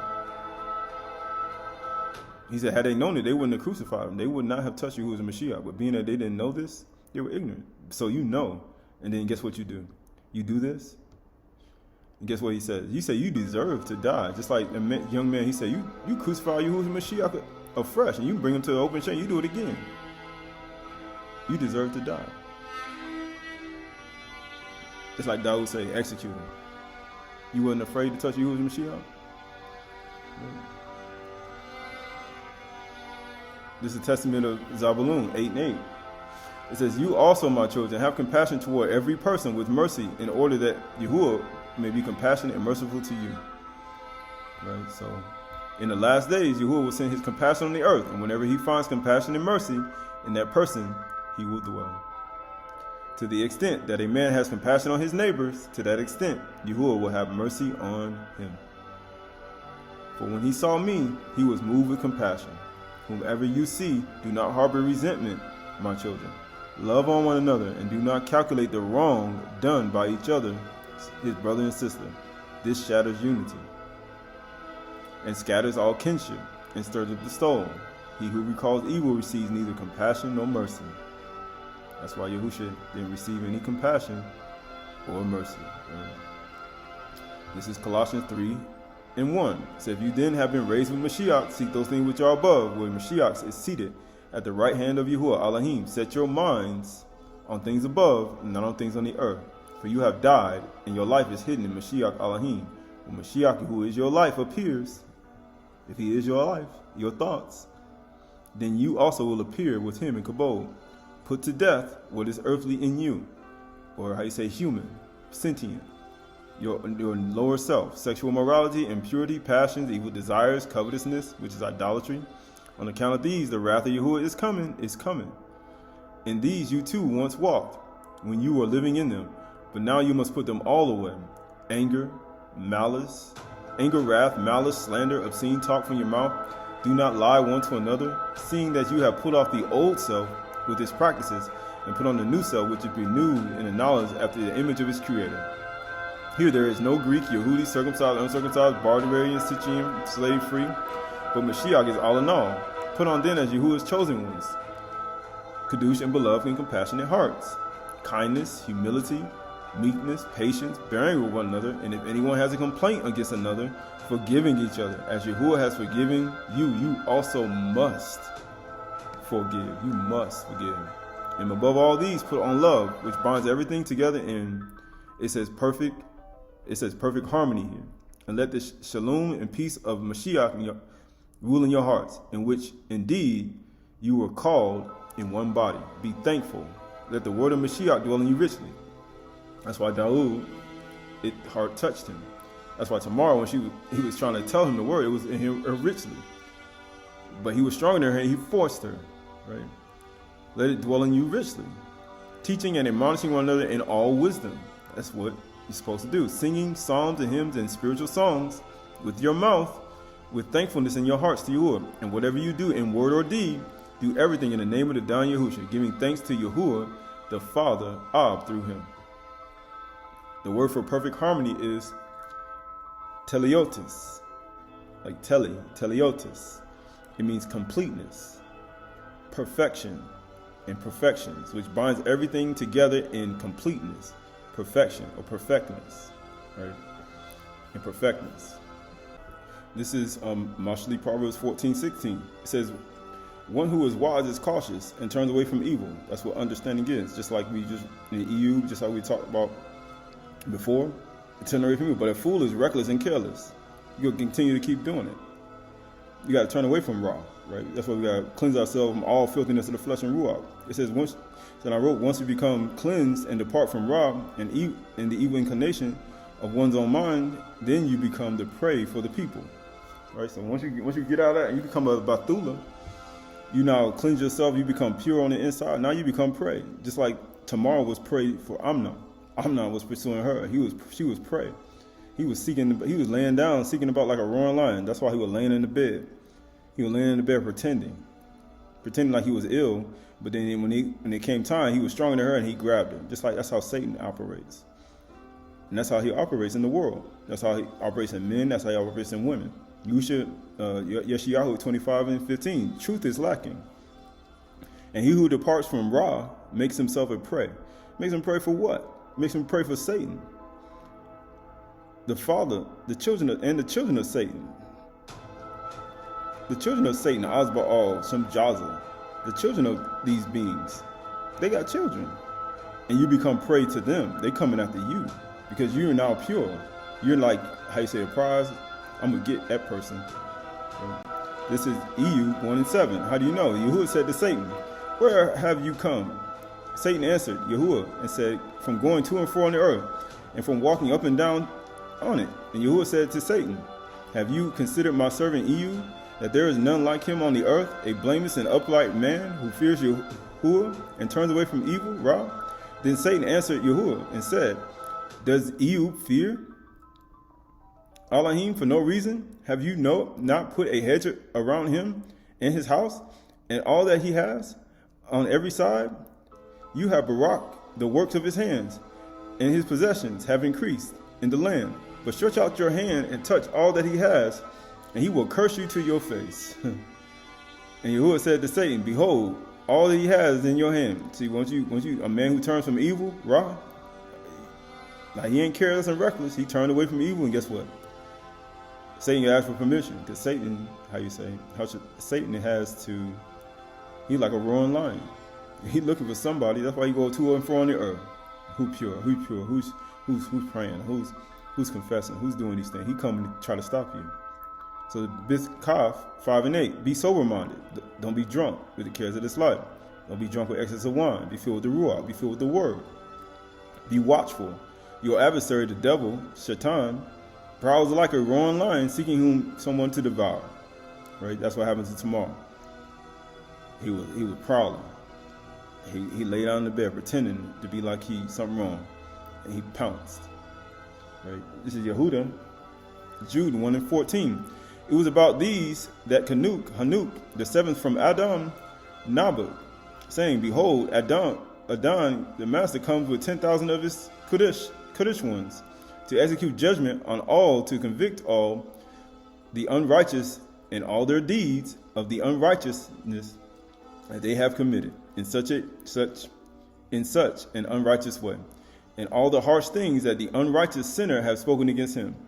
These are the grumblers and malcontents, following their own sinful desires.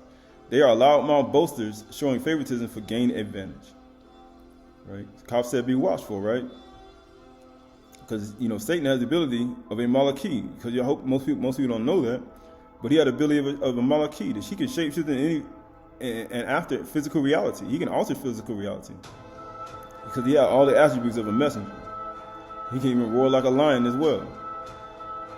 They can do a whole bunch of things, right? So don't think that he ain't intelligent, right? So this is Apocalypse of Safinyah 4:1. Then I walked with the Malak of Yahuwah, and I looked before me, and I saw a place there, thousands and thousands of myriads and myriads of Malakim entered through it. Their faces were like leopards, their tusks being outside their mouth like the wild boars. Their eyes were mixed with blood, and their hair was loose like the hair of a woman, and fiery scourges were in their hand. And when I saw them, I was afraid. And I said to the Malak that walked with me, of what sort are these? And he said to me, these are the servants of all creation who come to the souls of the unrighteous men and bring them and leave them in this place. They spend 3 days going around with them in the air before they bring them and cast them into eternal punishment. I know some people think that other beings exist outside of this realm, outside of this world. But when you leave this world, all the things that you thought were not real, they exist.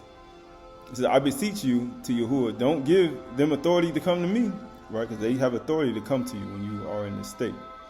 The Malak said, don't fear. I will not permit them to come to you because you are pure.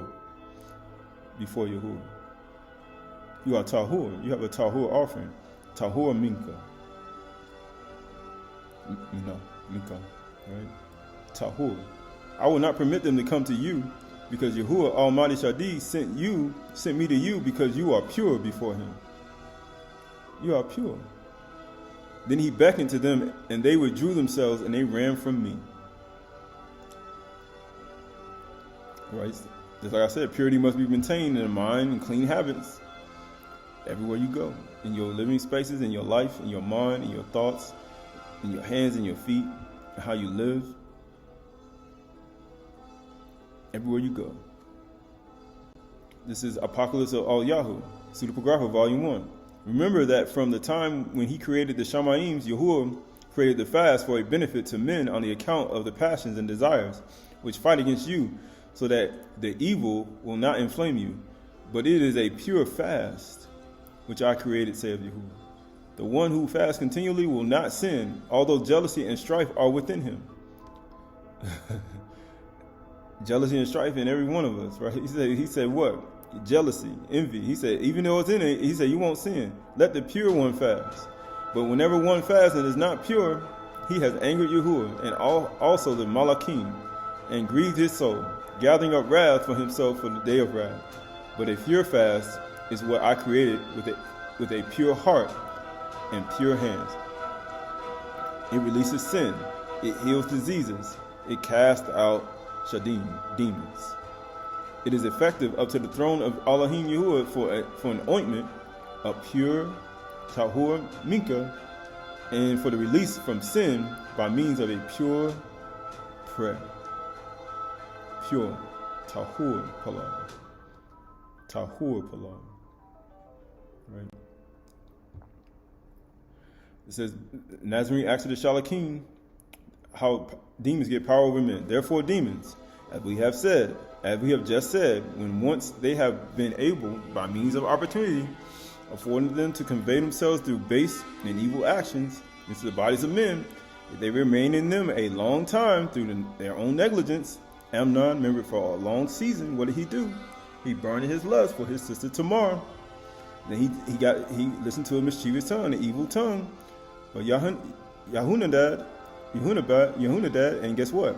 He fulfilled his desire. Why? Because the demon inflamed him, the Shadim. Because he kept doing it over and over again. It remained in him a long time. It was his own negligence.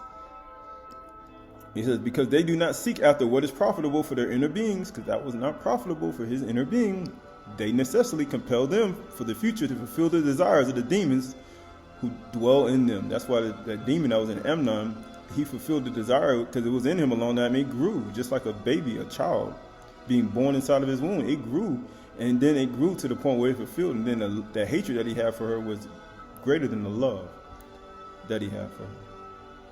But what is worst of all, at the end of the age, when the Shadim will be co-signed to ageless fire of the necessity of the Ruach, also that obeyed him, it says, of ageless fire of necessity, the Ruach also that obeyed him, that's what Amnon did, will with him be tortured in ageless fire, because Ish is fire, the word, because that's what she was. Tamar was Isha, a Bathula.